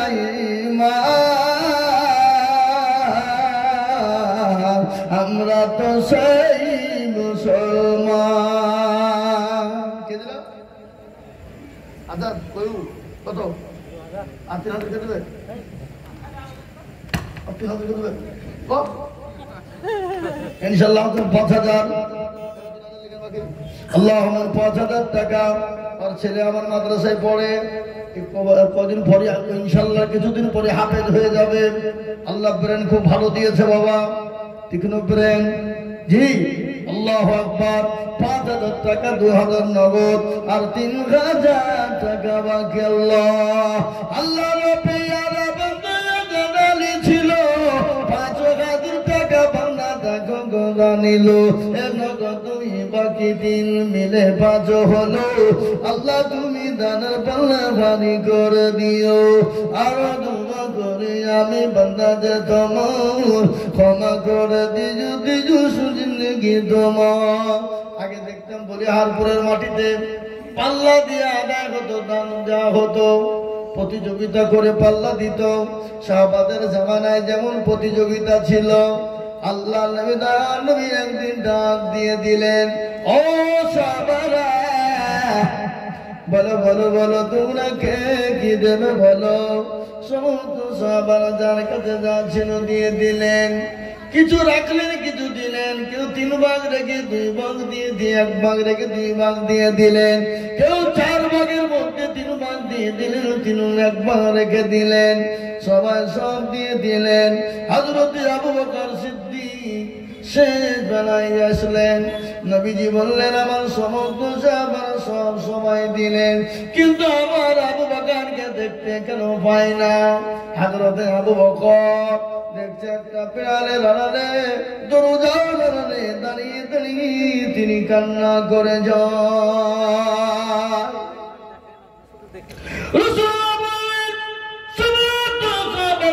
দেখলাম কিন্তু আমি আবু বকরকে আমি দেখতে পাই না দেখছে দরজার কাছে দাঁড়িয়ে তিনি কান্না করছেন নবীজি বললেন আবু বকর এখানে এসো হযরতে আবু বকরের কাছে যা যাবতীয় ছিল সমস্ত ইসলামের জন্য দিয়ে দিলেন নবী বললেন আবু বকর তোমার হাতে যা মাল আছে ওই মালগুলো তুমি এই মালের উপর ফেলে দাও নবী বললেন আজ যত সাহাবারা যত দান করেছ যত দান দিয়েছ সব থেকে আমার আবু বকরের দানটা সব থেকে বেশি সাহাবারা বললেন ইয়ে বাকি কথা হলো আমি এত দিলাম এত ধুলাম ও বলছে আমি এত দিলাম অত দিলাম ও বলছে আমি এই দিলাম ওই ধুলাম তারপরে আবু বকর সামান্যতম মাল দিয়ে জ্বর দামটা বেশি হয়ে গেল আল্লাহ নবী বুঝতে পারলেন বিশ্ব নবী বললেন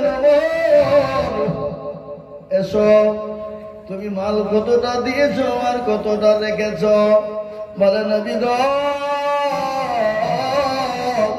আমি 4 ভাগ করে মাল আমি 1 ভাগ রেখেছি গো নবী আর 3 ভাগ ইসলামের জন্য মিলিয়ে দিয়েছি রাসূলুল্লাহ সাহাবাকে বললেন ও সাহাবা তুমি কতটা রেখেছো আর কতটা দিয়েছো অনেকে বললো এই রেখেছি এই দিয়েছি কে বলছে এতটা রেখে 10,000 দিয়ে দিলাম 10 এই মুসলমান বাড়ি থেকে আসছে মানে পালাচ্ছে আর আসবে না হ্যাঁ 10,000 তো দিবি। আল্লাহু আকবার। এ মুসলমান দরদি, সমস্ত সাহাবাদের ভিতরে আলোচনা শুরু হয়ে গেল। সমস্ত সাহাবারা বললেন আমি এই দিলাম এই তুলাম। নবীজি শেষমেশ জিজ্ঞাসা করলেন আবু বকর তুমি কি দিয়েছো আর কি রেখেছো? বড় মামা দিয়েছে গো। এটা আমার বড় মামা আলহাজ মোহরম আলী, তিনি 1,000 টাকা নগদ। ও আল্লাহ তার জানে মালে বরকত দাও আল্লাহ, সব শরীরকে সুস্থ রাখো আল্লাহ।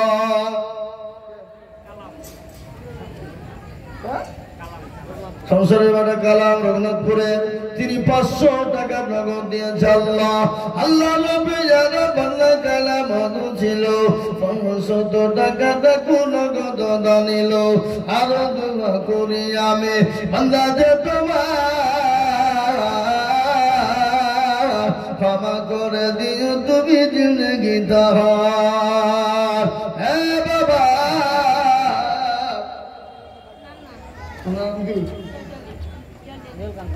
ইয়াদ আলী তিনি 600 টাকা দিয়েছেন।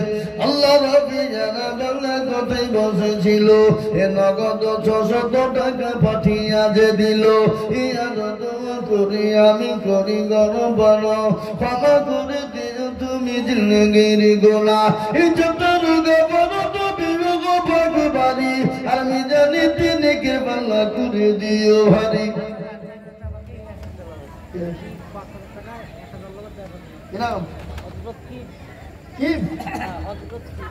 হযরত কি দেখো কি বিয়ে কেনে ছিল বাপি আর মার নামে 1,500 টাকা। এখানে বলবে যে আর আমার শাড়ির নামে আর তোমার মামির নামে 1,500 3,000। আল্লাহ আমার জমা 3,000 টাকা দিবেন। আল্লাহু আকবার আল্লাহু আকবার। আল্লাহ রাব্বি জানা বান্দা এখানেতে ছিল এ মা বাপের কথাটা মনে হয়ে গেল। আরো দোয়া করি আমি করি গরম পানা তাদের তুমি যেন যেন কখনো ভুলো না। হযরত কি বলে কোথায় বসেছিল এ 5,000 টাকা দেখো দেখো গোদা নিল। এ নগদ বাকি 4 মিলে 5 হলো। আল্লাহ তুমি দানের পাল্লা ভারী করে দিও। 14 দফা তুমি গো পাক বাড়ি মিজানে নেকির পাল্লা করে দিও ভারী।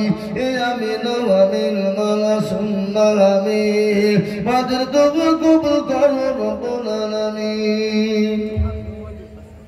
আল্লাহ রাব্বি জানা বান্দা মহিদুল ছিল এই রঘুনাথপুর হতে দেখো 500 টাকা দিল।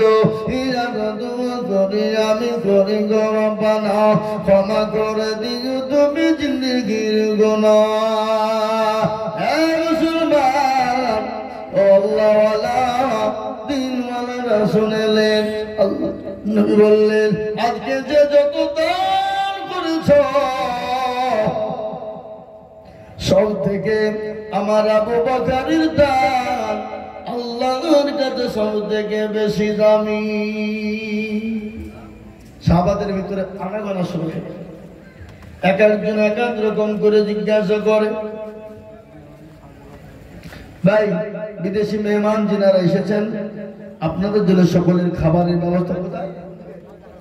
এর পিছনে স্কুলের পিছনে বাবা জুলবুক্কারের বাড়িতে রাজ্জাকের বাড়িতে ইনশাআল্লাহ আপনারা খাওয়া দাওয়া করে যাবেন। আল্লাহ নবী বললেন সমস্ত সাহাবাদেরকে জিজ্ঞাসা করা হলো। সাহাবারা না গোনা শুরু করে দিলেন। আল্লাহ নবী বলেন আবু বকর তুমি কি দিয়েছো আর কি রেখেছো? গেছে এই মাহবুবের মধ্যে কেউ দেয়নি? কে গেছে? পেয়ারুল 500 টাকা দাতা আল্লাহ। মাইনুদ্দিন 5,000 1,000 টাকা নগদ 4,000 টাকা বাকি। খালু কত? খালু মাত্র 500 টাকা দিল।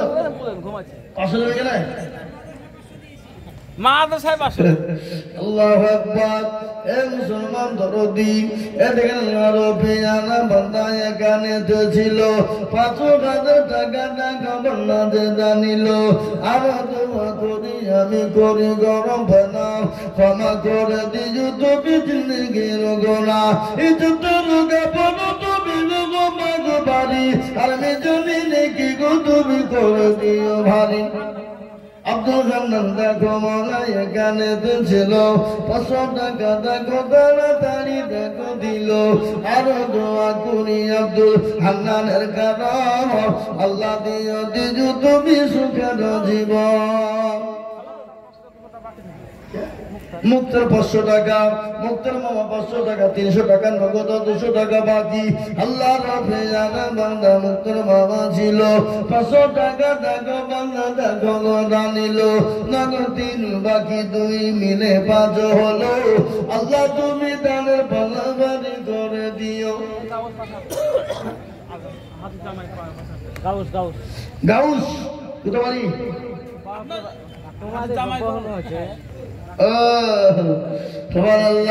লিখেন বললাম গাও দেখো মনে এখানে ছিল 5,000 টাকা দেখো বান্না যে জানিল।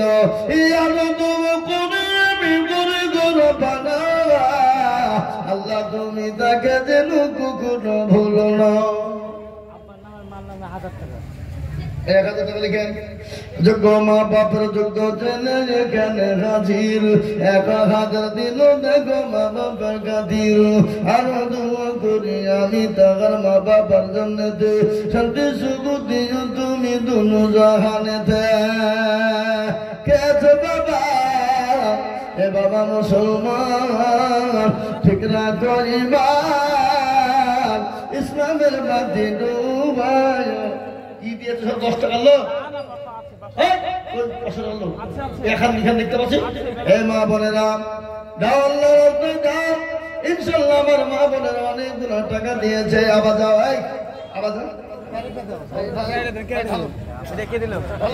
আল্লাহ রফি জানা বন্দি মা বোনেরা ছিল।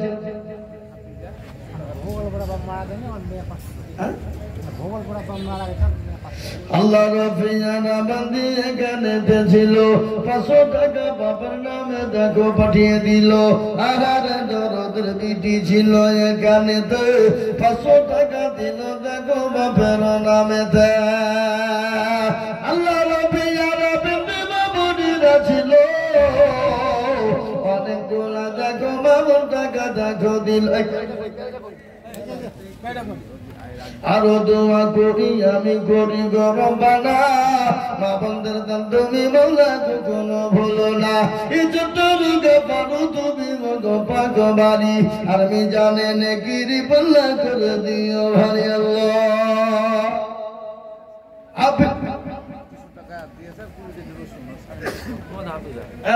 আমাদের হাফিজা 200 টাকার 20 কিলো রসুন আল্লাহ তুমি কবুল করে নাও, জানে মানে বরকত দাও আল্লাহুম্মা আমিন। স্বামীর নামে দিয়েছে, কিছুদিন আগে মারা গেছে। আল্লাহ তুমি তার স্বামীকে তুমি জান্নাতবাসী করো আল্লাহ। আমার বাবা জীবনেরা মায়েরা বলেরা গান করে শুনলেন। আল্লাহ নবী হযরত আবু বকরের জন্য বললেন, ও সাহাবারা তোমরা যে যত পেরেছো দিয়েছো, আর আমার আবু বকরের দান কেন বেশি শুনবা? আমি বললাম আবু বকর বলো তুমি কি দিয়েছ আর তুমি কি বাড়িতে রেখেছ? আবু বকর বলে আল্লাহর কসম বলে নবী গো, ইয়া রাসূলুল্লাহ আমি আল্লাহর কসম করে বলি আমার বাড়িতে কোনো জিনিস রেখে আসিনি। আমি দুটো জিনিস রেখে এসেছি, একটা রেখেছি আমার আল্লাহ, আর একটা আমি রেখেছি আমার রাসূলের ভালোবাসা। এই দুটো জিনিস বাদে আমি সমস্ত জিনিস ইসলামের জন্য বিলিয়ে দিলাম।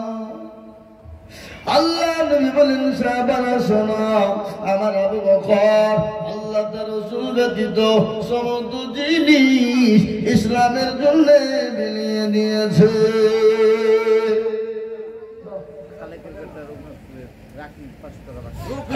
রফি আল্লাহ রঘুনাথপুরে তিনি 500 টাকা দিয়ে জান্নাত তুমি কবুল করো। আল্লাহ রফি আনা বান্দা রফি ছিল 500 টাকা রঘুনাথপুর থেকে দান দিল। আরো দোয়া করি যদি বান্দা যে তোমার ক্ষমা করে দিও দিও জিন্দগি তাহা।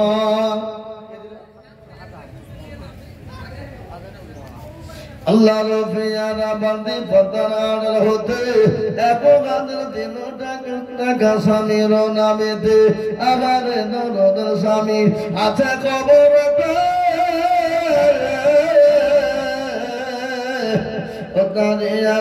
তুমি তাদের বদলে চোখের পলকে তুমি হতে পারো চোখের পলকে তুমি হতে পারো চিরতরে হবে বিদায় তোমারই নিঃশ্বাস তোমার নাম হবে মসজিদের মাইকে বাড়িওয়ালা নাই রে বাড়ি নাই রে দুনিয়াতে বাড়িওয়ালা নাই রে বাড়ি নাই রে দুনিয়াতে চোখের পলকে তুমি হতে পারো এটা কেন? আল্লাহ আল্লাহর বান্দি তিনি 500 টাকা দিয়েছেন আমার নানি 500 টাকা আল্লাহ রাস্তায় দিয়েছেন আল্লাহ কবুল করে না। আল্লাহ নানিকে সুস্থ রাখো, আল্লাহ হায়াত দারাজ করো, আল্লাহ তার বালা মুসিবতকে তুমি দূর করো। জালাল 1500 টাকা নগদ 1500 টাকা নগদ আর 1000 টাকা বাকি কই গো এসো গো মুসলমান ঠিক রাখো ঈমান ইসলামের বাতি ডুবায় না। এ বাবা আল্লাহ রফিয়ানা বাংলা জানানো ছিল 1500 টাকা দেখো জানানো জানিল আরো দুয়ো করে আমি করে গমে নদী দিও আল্লাহ চতুর্দিক দিয়ে দিও গো উন্নতি। অসংখ্য বাবজির আমার ভাইরা ও পাঠানেরা ও ভাইরা আমার জননীরা আমার বাবজিরা আমার ভাইরা আমার বোনেরা আল্লাহ রাস্তায় যত দেবেন আল্লাহ আল্লাহ তত মাল বানিয়ে দেবে বাবা। যত মাল দিব আল্লাহ তত বানিয়ে দেবে। রাসূলের সাহাবারা জীবন পর্যন্ত দিয়েছেন ইসলামের জন্য জান মাল উজাড় করে দিয়েছে বাবা। আসো তাড়াতাড়ি করে মোটেও দেরি করবো না ভাই। ভাই আমার আপনাদের কাছে বলবো মাঠে রসুন লাগাচ্ছেন মাঠ ভরা রসুন হবে আল্লাহ দিবেন। আল্লাহ চাইলে দাম বাড়িয়ে দিতে পারে। কত বছর দাম ছিল এবছর দাম কম বলে আপনারা শুকরিয়া নাই। এ বাবা না প্রত্যেক বাড়ি যদি দাম নিব মনে করেন হবে না, কিছু তো লস নিতে হবে, খালি লাভ করলে হবে না। আল্লাহর কোরআন বলে দিয়েছে লা ইন সাকারতুম লা আজিদান্নাকুম ওয়া লা ইন কাফারতুম ইন্না আযাবি লাশাদীদ। আল্লাহ বলেন নবীগা তাদেরকে জানিয়ে দিন গো হাবিবুল্লাহ আল্লাহ যেটা দেবে সেটা শুকরিয়া আদায় করতে বলুন না। শুকরিয়া যদি তারা করে না ওগো নবী না শুকরিয়া যদি করে আমি আল্লাহ তাদেরকে আযাবের মধ্যে গ্রেফতার করে দেব। এ বাবা আল্লাহ দিয়েছে আমারও দিবে। মাঠ ভরা ফসল দেওয়ার মালিককে আল্লাহ, কেড়ে নেওয়ার মালিককে আল্লাহ। আল্লাহ আপনি মাঠ ভরা ফসল দিলেন, আপনি মাঠ ভরে দিলেন, মাঠ লাগিয়ে দিলেন। আল্লাহ যদি বলে আমি উঠতে দিব না, আমি তুলতে দিব না, আপনি নিয়ে আসতে কিন্তু পারবেন না। তাই বাপ সময় নষ্ট না করে, টাইম আমি বেশি নিব না, আমি 2 ঘন্টার মধ্যে নেমে দেবো। কেন কালকে আমার বহু দূরে জালসা আছে বাবা, আমাকে ভোরবেলায় বেরোতে হবে। বহু দূর আগামীকাল পুরুলিয়া জেলা একবারে শেষ প্রান্তে পুরুলিয়ায় আগামীকালকে আমার প্রোগ্রাম। বহু দূর আমাকে যেতে হবে, এখান থেকে প্রায় 450-500 কিলোমিটার রাস্তা। আগামীকালকে প্রোগ্রাম আছে, আমি আপনাদের কাছে বেশি সময় নিব না, আমি চলে যাব। আমি আপনাদেরকে একটা কথা বলে যাই, আর একটা এলান দিয়ে যাই। আমার শেখপাড়া ইসমাউল উলুম মাদ্রাসা আগামী 26শে অক্টোবর রবিবার, অর্থাৎ আগামী রবিবার আমার মাদ্রাসার জালসা। শেখপাড়া ইসমাউল উলুম বহু দূরান্তের আলেম ওলামারা আসছেন, ঝাড়খণ্ড থেকে আসছেন। হযরত মাওলানা মশিউর রহমান সাহেব, হযরত মাওলানা আবু তালেব তালিবি সাহেব জি, হযরত মুফতি নাজমুল হক সাহেব, বহুত বড় বড় ওলামা হযরতরা আসছেন। আপনাদের সকলের আমন্ত্রণ নিমন্ত্রণ থাকলো, অবশ্যই আপনারা যাবেন। সারা রাত্রি আশা করি প্রোগ্রাম হবে, বহুত বক্তা আছে, আমি আপনাদের সকলকে দাওয়াত দিয়ে গেলাম। কিন্তু বাবজি এই ঈদগাহার জন্য আমি আপনাদের কাছে একটা আবেদন করছি যে আপনাদের যে যা পারবেন 1000, 2000, 500, 200, 500, 100, আপনার 10 KG, 20 KG, 50 KG, 20 KG, 30 KG করে রসুন আপনার আল্লাহ রাস্তায় নামটা লেখাবেন। আল্লাহ দেবে বাপ, আর আল্লাহ রাস্তায় দিয়ে কোনোদিন কমাই না বাবা, আল্লাহ রাস্তায় দিলে কোনোদিন কমাই না।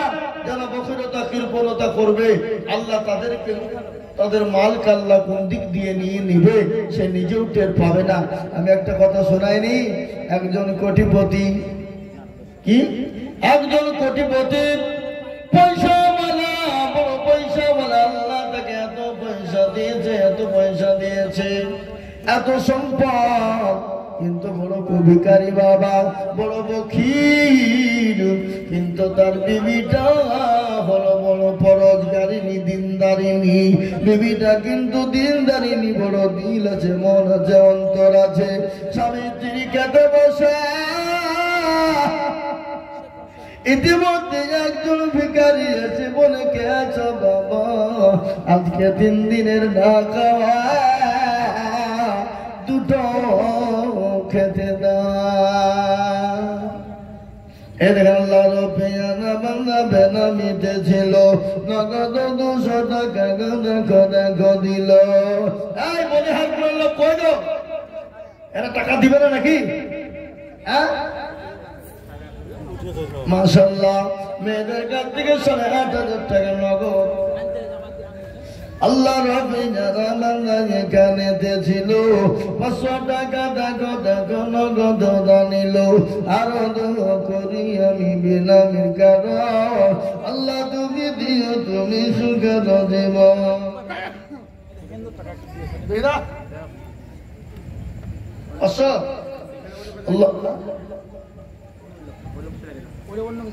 হ্যাঁ ভাই, আমার বাবার একজন আমার ভাই, তিনি 500 টাকা দিয়েছেন।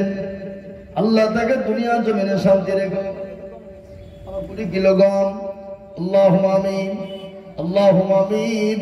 তিনি 500 টাকা দিয়েছেন আর 20 কিলো গম দিয়েছেন। আল্লাহ তাকে দুনিয়া জমিনে শান্তি সুখে রাখো। আল্লাহ দুনিয়া জমিনে যা দিলে ভালো হয় তুমি তাই দিও আল্লাহ। কই আল্লাহর বান্দা, কই দিবে না রসুল? আল্লাহ রাস্তায় রসুল দেন 10 কেজি, 20 কেজি করে রসুল, 20 কেজি, 50 কেজি, 40 কেজি করে রসুল। ইনশাল্লাহ আপনার তো মাঠ ভরা রসুল লাগিয়েছে, যখন রসুল উঠবে তখন দিবেন, হ্যাঁ তখন দিবেন ইনশাল্লাহ। আল্লাহ রাস্তায় নামটা লিখে দিবেন, বরকত দিবে কে? আল্লাহ। বরকত দিবে কে? আল্লাহ। আমি আপনাদের কাছে বেশি লম্বা করব না, আমার পরে মনে হয় আরেকজন বক্তা আছেন নাকি না? হাসিবুর রহমান সাহেব, তিনি সুদূর 24 পরগনা থেকে এসেছেন। তিনার মূল্যবান বয়ান আপনারা শুনে যাবেন, তিনার দোয়া নিয়ে আপনারা যাবেন। আমি আপনাদের কাছে বেশি লম্বা করতে চাই না, হয়তো আর 5-7 মিনিট আমি আপনাদের কাছে সময় নিয়ে আমি আপনাদের কাছ থেকে নেমে যাব ইনশাআল্লাহ। আসুন তো আপনারা, আসুন।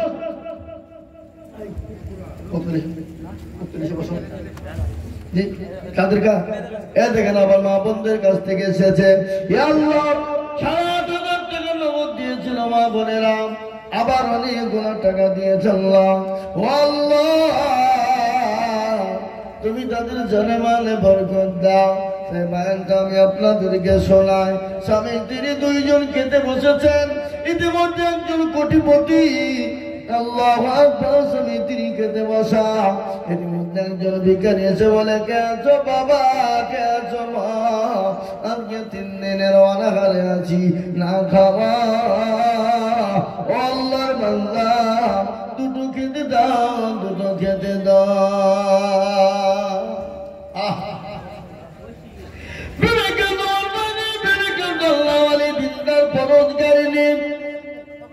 বিবেক কিন্তু সহ্য করতে পারে না নিজে না খেয়ে খাবারটা নিয়ে গিয়ে ফকিরকে দিলেন ফকিরকে দেওয়ার সঙ্গে সঙ্গে ওই স্বামী ফকিরের কাছ থেকে খাবার কেড়ে নিয়ে এসে ফকিরকে গলায় ধাক্কা দিয়ে বাড়ি থেকে বের করে দিল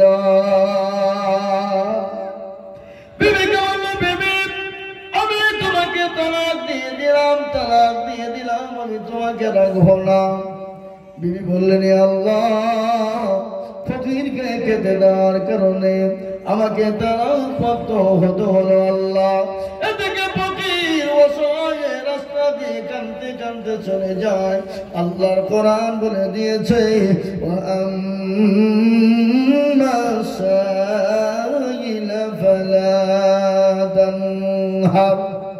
আল্লাহ বললেন বান্দারা তোমার দরবারে যদি কোনো ফকির কোনো মিসকিন কোনো দরিদ্র যদি কোনো ক্ষুধার্ত ব্যক্তি আসে তাকে তুমি তাড়িয়ে দিও না দূর দূর দূর দূর করে তাড়িয়ে দিও না তোমার কাছে যদি কোনো ক্ষুধার্ত ব্যক্তি আসে ফকির ব্যক্তি আসে মিসকিন দরিদ্র কেউ আসে তাকে দূর দূর করে তাড়িয়ে দিও কেন আল্লাহ নিষেধ করেছে এ বাবা ও দরদি মুসলমান বিবিকে টেনে তাকিয়ে দেওয়া হলো মুজলুম ব্যক্তি তো আল্লাহ দরবারে কবুল হয় নবীজি বলেছেন 3 দিন তো আল্লাহ দরবারে তাড়াতাড়ি মঞ্জুর হয়ে যায় কবুল হয়ে যায় পর্দা হয় না 1 নম্বর কোন মা বাবা যদি সন্তানের জন্য দোয়া করে আল্লাহ দরবারে পর্দা লাগে না বিনা পর্দায় আল্লাহ দরবারে দোয়া কবুল হয়ে যায় মঞ্জুর হয়ে যায় 1 নম্বর 2 নম্বর কোন মুসাফির ব্যক্তি যদি দোয়া করে আল্লাহ দরবারে কবুল হয়ে যায় আর 3 নম্বর হলো কোন অসহায় ব্যক্তি দুর্বল ব্যক্তি যদি আল্লাহর কাছে দোয়া করে আল্লাহ কবুল করে না এই 3 জনের দোয়া আল্লাহর দরবারে কবুল হয় কিন্তু মুসলিম ব্যক্তি দোয়া করলেন রাস্তা দিয়ে চোখের পানি জোর করে জড়িয়ে দিয়ে তিনি বাড়ি চলে যায় বলে আল্লাহ আমাকে খেতে দিবে না ঠিক আছে কিন্তু আমাকে গলায় ধাক্কা দিয়ে আমাকে কুটু কথা বলে কেন বের করে দিল মাবুদ গো আল্লাহ তুমি আর বিচার তুমি আল্লাহ করো আল্লাহ তো কলবে গুণের মালিক আল্লাহ যদি বলে হয়ে যাবে বাবা এ মুসলমান দরদি 1 বছর 2 বছর 3 বছর কেটে গেল সেই বিবির আবার বিবাহ হলো অন্য জায়গায় বিবাহ হলো অন্য কোটিপতির সঙ্গে বিবাহ হয়ে গেল কিন্তু আল্লাহর কত বড় কুদরত ওই কোটিপতিকে আল্লাহ ভিখারি বানিয়ে দিল আবার বাবা স্বামী তিনি মধ্যে খেতে বসেছে যেটা সাবেক স্বামী ক্ষুধার্ত ব্যক্তি আবার বলে কে আছো আমি 5 দিনের না খাওয়া স্বামী বলে বিবি রে তাড়াতাড়ি করে ফকির এসেছে আমার বাড়ির দরবারে যাও তাকে দুটো যা আছে নিয়ে যে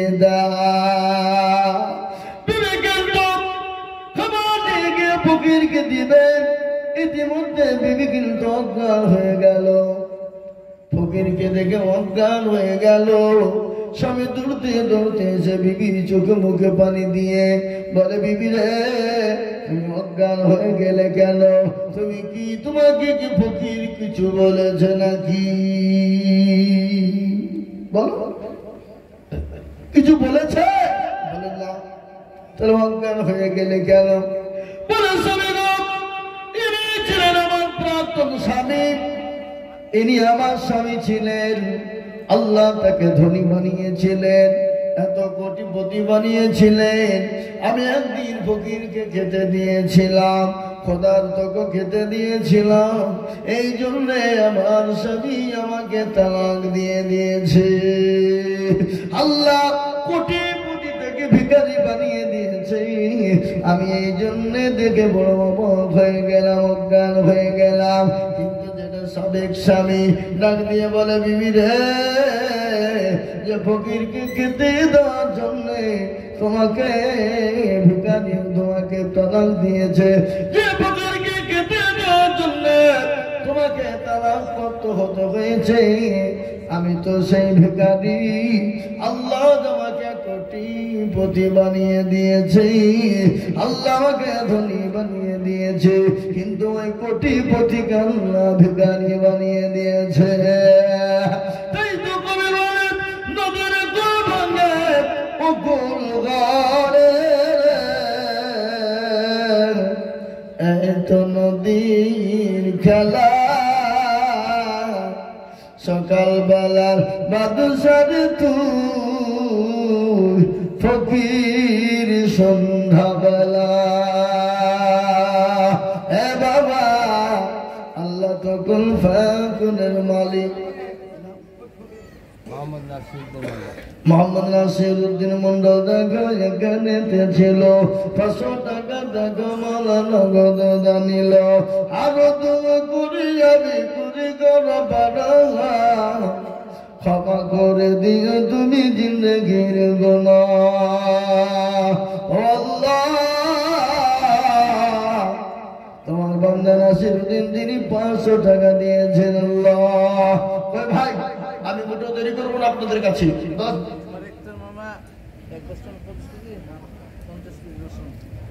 একবার তোমরা 50 কেজি, এদের একটার মাম তিনি 50 কিলো রসুন দিবে। আল্লাহ রবে বান্দা দেখো এখানেতে ছিল, 50 কিলো দেখো রসুন দেখো গোদা নিল। এই আরো তোমার করে আমি করি গো মিনতি, দিও গো দিও তুমি গো দিও গো উন্নতি। সেরকম বান্দা যদি আরো গো হইতো, দানের ফালা গমালা ফালা পড়ে যেত। তোমার বান্দা এক বস্তা রসুন দিবে। আমি আপনাদেরকে বলি বাবা, ও দুরুদি মুসলমান, ঠিক রাখো ঈমান, ইসলামের বাতি যেন ডুবায় না।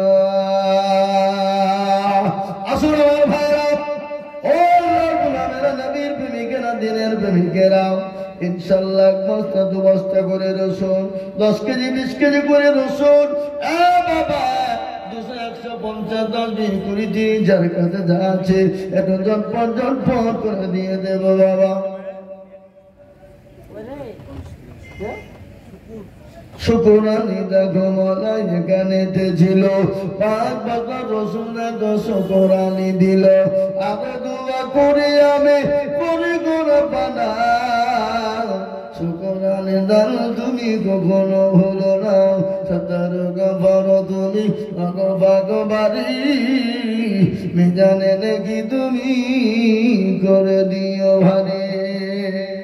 ও আল্লাহর গোলাম নবীর উম্মত, ভালো করে শোনেনি, কোটি টাকার মালিক দেখো অভাব হয় না দু।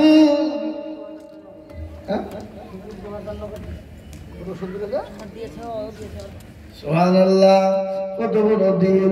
1 বস্তা রসুন আবার 2000 টাকা নগদ দিয়ে আল্লাহর বান্দা, আল্লাহ রবে বান্দা শুকর ছিল।